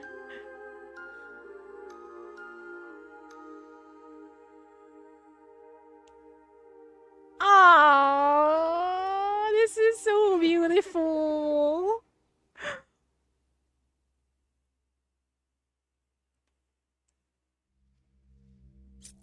Oh no, what is this? Passing nowhere never misses when making music. That's so true. Oh, you're done with your game, huh, man? Somewhere far away, a woman gazes toward Morveth Castle with keen interest. This must be the woman who sent that fucking book to the chief and sent the ring to Graves. She raises her hand, observing as the wound slowly forms on her ring finger, circling all the way around. Blood seeps out and trickles down along her veins.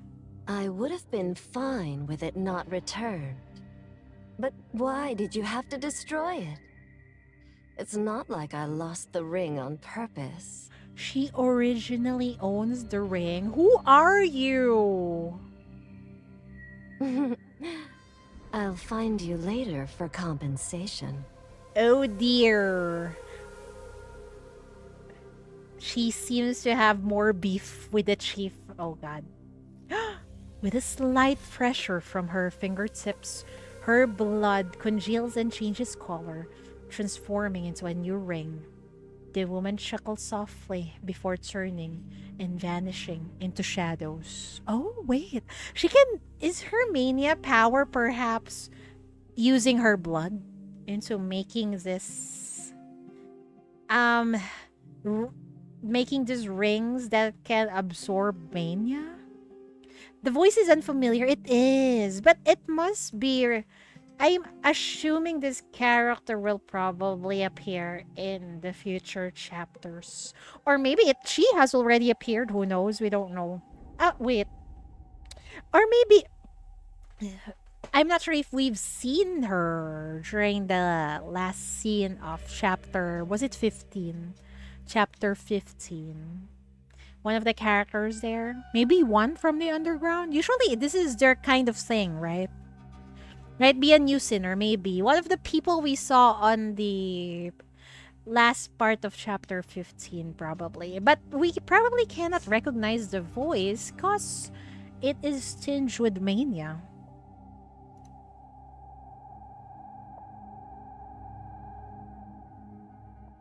Yeah, definitely feels more like an underground stuff, yeah. Similar to what they did in the dark web for several events, right? The light in the chief's office remained bright, with several investigation reports on Morveth Castle spread across the spacious desk. What can be confirmed thus far is that Graves has no knowledge of the picture books or the ring's origins. She simply obtained the ring by chance, which offered the promise of a lover. As for why you were chosen to be her true love, the latest investigation report hints at a direction. Within the strangely fragrant ashes of the picture book, you have found a trace of the underground sorcery. There you go. I knew it. This is similar to the underground MO. So it's confirmed. You gently close the report. I will find you. Oh dear. That's quite interesting. Because we got a glimpse of the other underground peeps in chapter 14. It feels like we're heading in the direction where we will actually meet a lot of them. We already met several people like Kokilik and more. We're gonna meet more. Oh, let's see. Chief has perfectly resolved the Morveth Castle incident and even successfully transformed the castle into an emerging tourist destination. Thanks to Lumi. However, after this event, many of the Bureau now believe that Chief is married. Oh no! Chief has had to go to considerable lengths to dispel this rumor. Yeah, she needs a lot of she got a lot of explaining to do once she goes back to the MBCC. Intervened by the shackles in a new vow, the enchanted ring that has been bewitching Graves finally shatters. Just as Chief says, they still have many days to come. Graves is no longer obsessed with weddings and has begun to embrace her own future and life.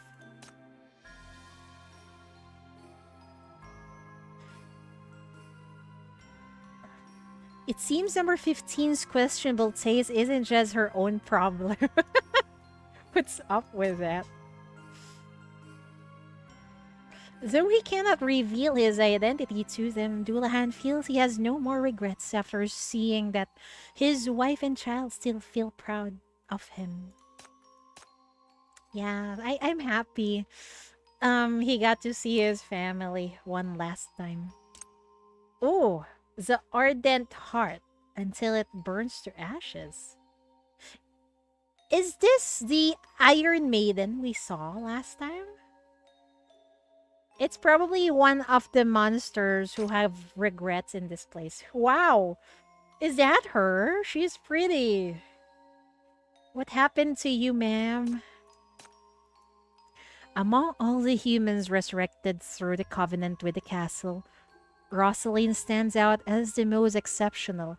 As the eldest daughter of an East Side noble family, she had shouldered her family's responsibility far too early. Amid brutal power struggles, she advanced toward her goals with an iron fist, one calculated step at a time. Is that why she looked like an Iron Maiden?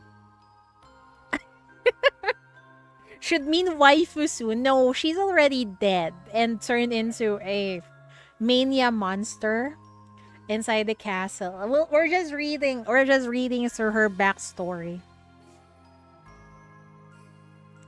No one ever sought out Morveth Castle to pray for a glimpse of her, as most saw her as a harbinger of disaster, steering clear of her at any cost.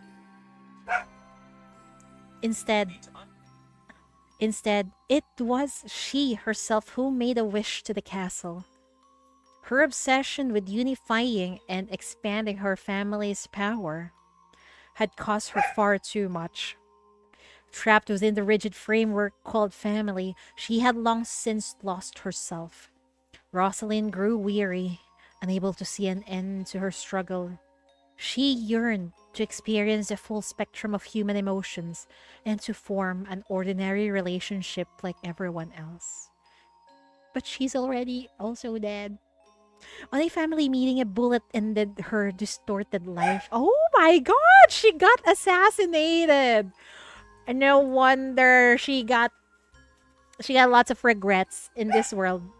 Sorry with the doggo. I don't know why they're angry. The bullet pierced her heart, blood pouring from the wound. Before consciousness slipped away, she desperately reached forward, trying to grasp someone's hand. She wanted another chance to simply leave every burden behind and live the simple life of an ordinary person.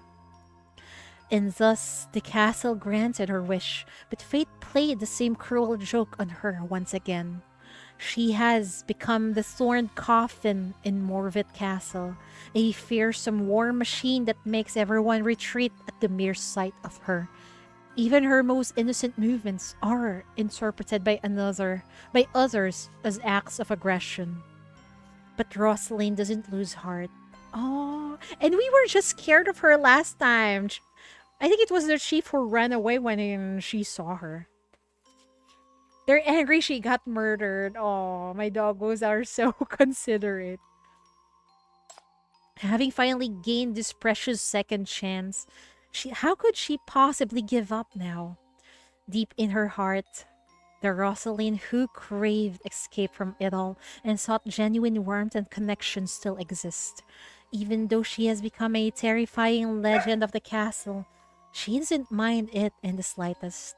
She repeats the same action again and again, reaching out her hand, hoping only to find someone equally brave and resilient. Hold me. Damn, that is so sad. Also, in the world of Pass to Nowhere, it feels like when you die, you can somehow manifest as a Mania monster. Or even, there are some instances where you can even appear, or you get stuck in a dream like what happened with Ying Ying, right? With the townspeople that was with her in that event. The love is as genuine as the pain. Wow. That's heavy. Yeah, well, if you love, you feel pain. That's so true. Some strong lingering regrets. Yeah, that's true. Oh my god. Doggo, why? A rare, fiery red rose found in the castle. So, these things represent the regrets of the monsters in the castle? It feels like it.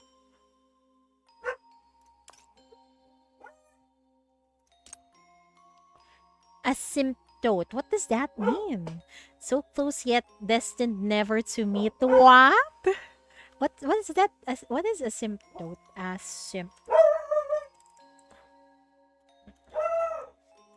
I don't know why, but it feels I can hear some fireworks. Asymptote.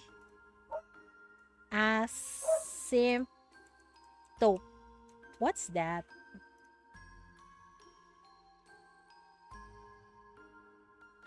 A line that a curve approaches as it's heading towards infinity but never quite touches. Oh my god, what the fuck?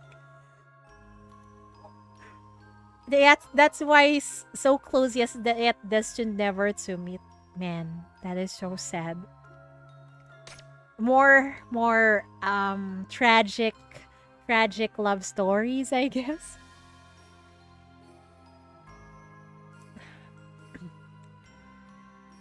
The moment Anderson's gaze locks with the girl's memories. The moment Anderson's gaze locks with the girl's, memories rush back to him like a powerful tidal wave. Known as East Side's infamous con artist, the mere mention of his name was enough to make even some sheriffs frown in disapproval. Discovering deception can evoke a plethora of emotions in people. Sadness, anger, distress, but rarely would the dupe sit down and the con artist for a civil talk, because such behavior defies logic. Why is the con artist a crow? However, Laurel is exactly that kind of person. Anderson had fooled her once, yet she felt no anger. What is that? It's a freaking grave, and it's getting desecrated by the angry townspeople. Anderson has fooled her once, yet she felt no anger. Instead, she thought she was clearly intelligent. Even educated, someone like him could very well excel in a respectable career. Why waste such brilliance on deception? Instead of reporting him to a sheriff, Laurel simply stayed by Anderson's side, preventing him from deceiving others. Surprisingly, Anderson did not resent this. Apart from Laurel, he had virtually no friends he could talk to. Laurel once asked Anderson, "If you were the con artist, what would you want to become?" "A crow." "Why?" "A crow is free. A crow is crafty. And a crow cannot be found by anyone." Okay. So his manifestation inside the castle is a crow. I see. These words became the epitaph Anderson carved himself. "What if I can find you? Then I'll grant your wish." As the girl extends her hand toward him, Anderson hesitates for the first time, only to swiftly regains his usual composure in the next second. "I promise." "You're fooling me again. I saw your right wing tremble 3 times." "The best deception always contains a grain of truth. I thought about staying because the time I spent with you was the happiest of my life.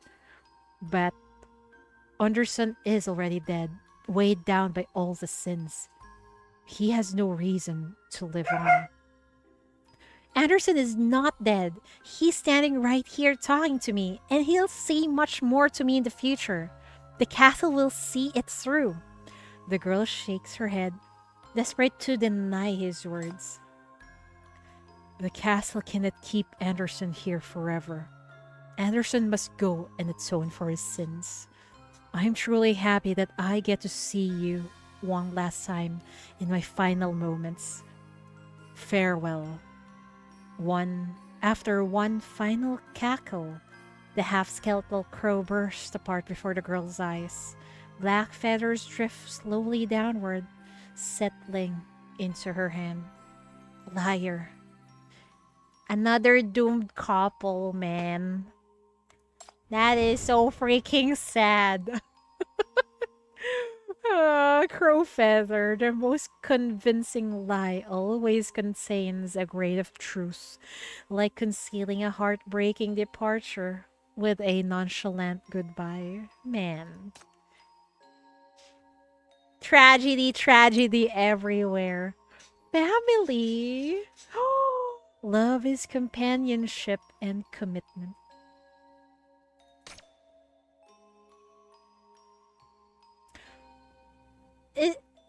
Isn't this with the one with what was that? The one with the doggo and the two candle knights, if I remember correctly. Morveth Castle possesses mysterious powers. If anyone has ever forged a covenant here, regardless of its nature, the castle will fulfill their desire to meet with their loved ones one more time. Even animals are no exception. Oh, the doggo missed its family, and it manifested. His longing manifested in this place, man. Sharon and Elvin had dedicated their entire lives to the city's mining industry. After retirement, they settled in the suburbs of Eastside. Their home was filled with children and grandchildren, infusing each day with happiness and joy. However, much like many Eastsiders today, their son and daughter-in-law opted to pursue their careers elsewhere, rarely returning home. At first, the couple could still help look after their granddaughter. However, as time elapsed and their son's career found stability, the granddaughter left them as well, moving to live with her parents. The house had gone hollow, even though just yesterday, or so it seemed, every room pulsed with warmth of all five of them together.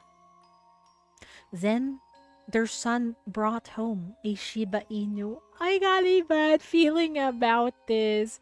So the old parents were the only ones who was left in this house. The granddaughter and the son are not in this house anymore.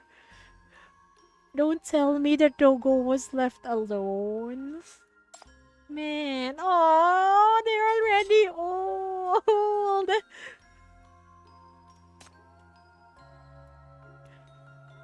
Their favorite spot was the hill behind their house, offering a glimpse of the distant castle. Whenever the majestic sight unfolded before them, the little Shiba Inu would erupt in sheer delight, frolicking with unbridled joy. Sharon would sometimes even joke with Elvin, "Would it be wonderful if we could live in that castle?" Elvin would simply wave his hand, saying his old bones couldn't handle such an adventure. Better to just enjoy the fantasy. But their happiness was short-lived. 2 years passed, and Sharon passed away first, taken by pancreatic cancer. Man. Their son, consumed by his work, couldn't even see his mother one last time before she passed. He only managed to arrange the funeral a week later. What kind of son are you? Even with just Elvin and the dog left, they still visited the hill together. From time to time, gazing at the distant castle. Man. Whenever Elvin gazed at the distance, a sigh would escape him involuntarily. And my doggo is crying, and the Shiba Inu would softly paw at his legs, almost as if offering solace. With each comforting touch, a faint smile would grace Elvin's lips, though tinged with sorrow. 2 years on, only the Shiba Inu could still climb that hill. Oh no!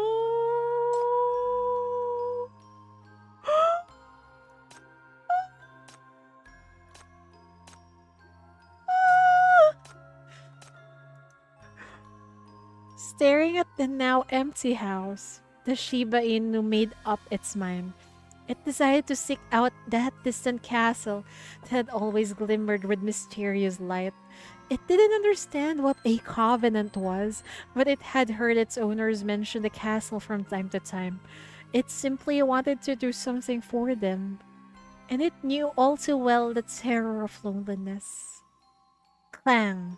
The tremendous clash of the knife tip against an iron can reverberates throughout the space, starting crows from their perches on the rafters again. The shorter knight gently nudges the taller one who is opening a can for the Shiba Inu. The taller knight sheepishly rubs his head in response. The family portrait still hangs on the wall of the ancient weathered castle.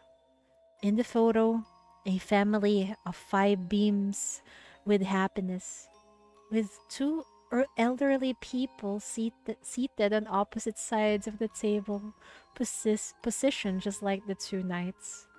No one knows why this photo would be hanging in such a dilapidated castle. Except for the Shiba Inu, man. Knowing the context of this picture is so sad, man. Yeah, this is so sad, I know, right? And the Shiba Inu is so alone now. Well, not really, because it got the candle nights with it, but still, it was left alone. Man, a faint flame rekindles in Morveth Castle. Man, finding out the context of the stories we read yesterday, it's now freaking sad, man. Oh, this is the 2 spiders yesterday. The one who I said that they're like spies or secret agents. And then the scene we read yesterday was like that also famous scene in Mission Impossible. Unspoken love. Though, how do you pronounce this? Unuttered. Oh, okay. Unuttered. Yes, spider. Oh, it makes sense now. Spiders. So it's a pun. Though unuttered, the sentence is understood by the 2 hearts. Oh my god. More doomed love stories. Let's go. Hi. Let me just drink water. Man. Emily and Wilson were FAC agent partners who joined the organization at the same time. Their relationship was filled with ceaseless friction to the extent that even a missing cucumber slice in their lunchbox could spark a heated dispute between them. I smell enemies to lovers trope. Not gonna lie, Emily looks hot in that costume. I mean, not costume, uniform? Question mark. And when it came to major things such as excelling at the shooting range, if one achieved a high score, the other would go to great lengths to surpass it. In everyone's eyes, these 2 were less like colleagues and more like sworn enemies. See, there you go. Enemies to lovers. She really does, right? She looks amazing. I wish we got a close-up of her. However, that was only how outsiders saw them. Eh? What was that? Did they just shoot the people behind each other's backs? Oh my. Now they are like Mr. and Mrs. Smith. However, that was only how outsiders saw them. In reality, their first encounter dated back 3 years during a special operation. At that time, neither of them had joined FAC, and their true identities remained unclear to one another. They really are spies. Hi, White Rose. Welcome. Welcome, welcome. It was an extraordinarily complex mission where intelligence proved contradictory and foes lurked at every turn. During an unexpected firefight, they stumbled upon each other by complete chance. Oh, there you go! They found themselves with guns trained on each other, attempting to extract information about the other's code name. However, in the heat of the moment, both were gripped by panic, completely forgetting the crucial information. Suddenly, a burst of gunfire erupted and they both took down the enemy simultaneously, but the misunderstanding left them in awkward silence afterward.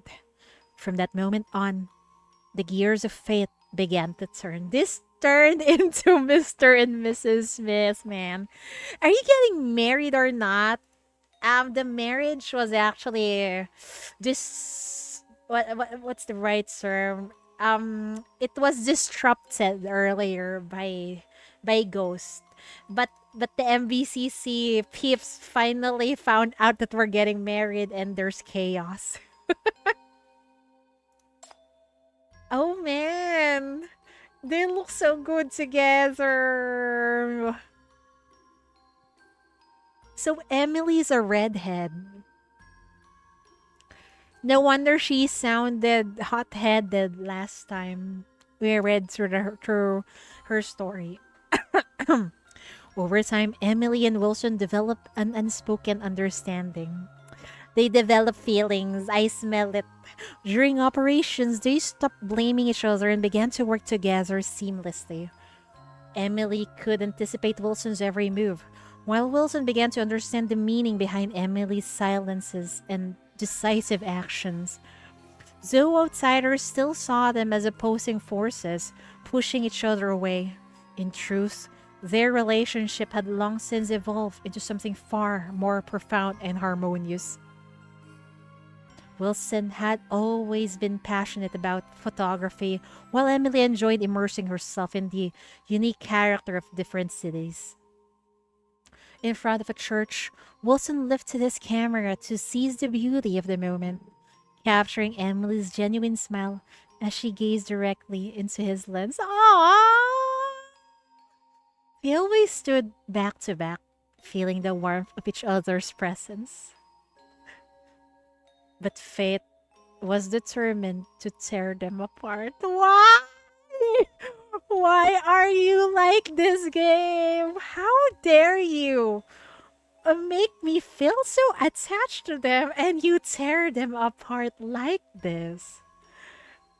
This fucking game, man. I know, right? No! No, what is that? Are those rings? Oh my god! During a particularly dangerous mission, Emily and Wilson were assigned to a high-risk zone. As the enemy launched a sudden counterattack, the situation rapidly escalated into a grave state. The entire team found themselves trapped in a nearly inescapable predicament. Instead of retreating, Emily and Wilson chose to stay behind to buy time for their teammates. With gunfire and explosions surrounding them on all sides, they had no one to rely on but each other. Before it ends, I want you to have this. Emily said nothing. Her grip spoke instead, palm pressed to his. When the rescue team found them, they noticed the grenade pins, each worn on their left ring finger. Their wedding rings. Oh! Emotional damage! They fucking use a grenade pin as their wedding rings! Every story has an ending and we're just reading the ending. It is! It's always doomed love story, man. Before it ends, I want you to have this. Why are you like this game? We need more doomed love story. Thank you, Pastano. Thank you, Iso. It's sad, but it left a very deep impression on me.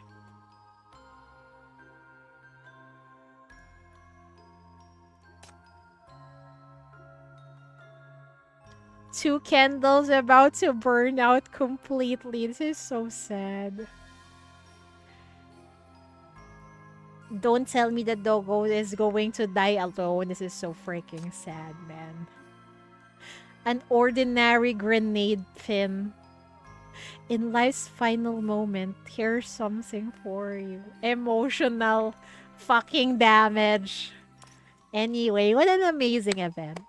Bravo, ISNO. ISO have always impressed me in the writing of their events. Man. And I love how they usually connect the events to the upcoming main story. I have grown attached to the monsters in the castle. The monsters in the castle, and of course, to Graves. I really love the message of Chief here. Like, learn to love yourself and don't let the world tell you to pursue what you want to do. I love it so much. Embrace who you are, guys. It's so good, right? I love Paths to Nowhere so much. I'll do this later on. What are these? You need to defeat specified number of monsters. After succeeding the challenge, you tap the objective to claim your rewards. Ah, okay. You need to complete the level within a specified time. Ah, okay. Complete those objectives below to claim the final rewards of the challenge. Ah. I'll do this in my own time.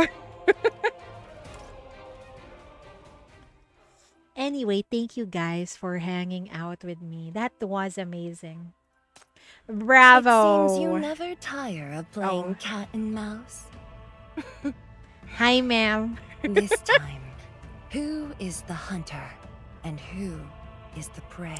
I'm curious. Will this skin appear in the future stories? Because it seems like this is what she wears in the underground. I thought it would be a silly little event, but didn't expect the pain. I know, right? There were some comedy things going on in the story, and then suddenly, boom. Lots of emotional damage with the monsters. And some amazing message from the chief.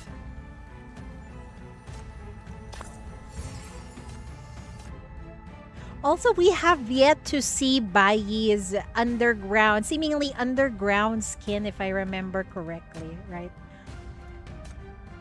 This one.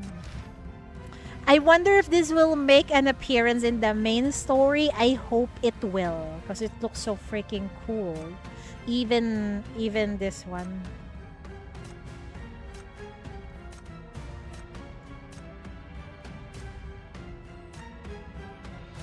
Yeah, this one. I would love to see that in our main story. Damn. Oh, wait. I still have stamina to use. Oh, dear.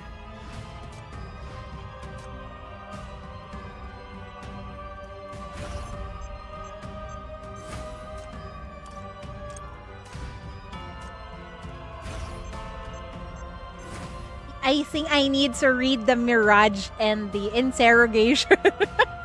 Oh my god. When will I have the time to read interrogations, man? Anyway, thank you guys for hanging out with me tonight. I really appreciate it. Thank you to the people who hang out on YouTube. And thank you for, of course, the people here on Twitch. Thank you so much. Sleep well, folks. Good night. I mean, good morning. Holy shit, it's 3 a.m. Oh no, I got to work. Anyway, Otsu, Cheatery. See you all in a few hours for a Nikkei stream. Otsu, Cheatery.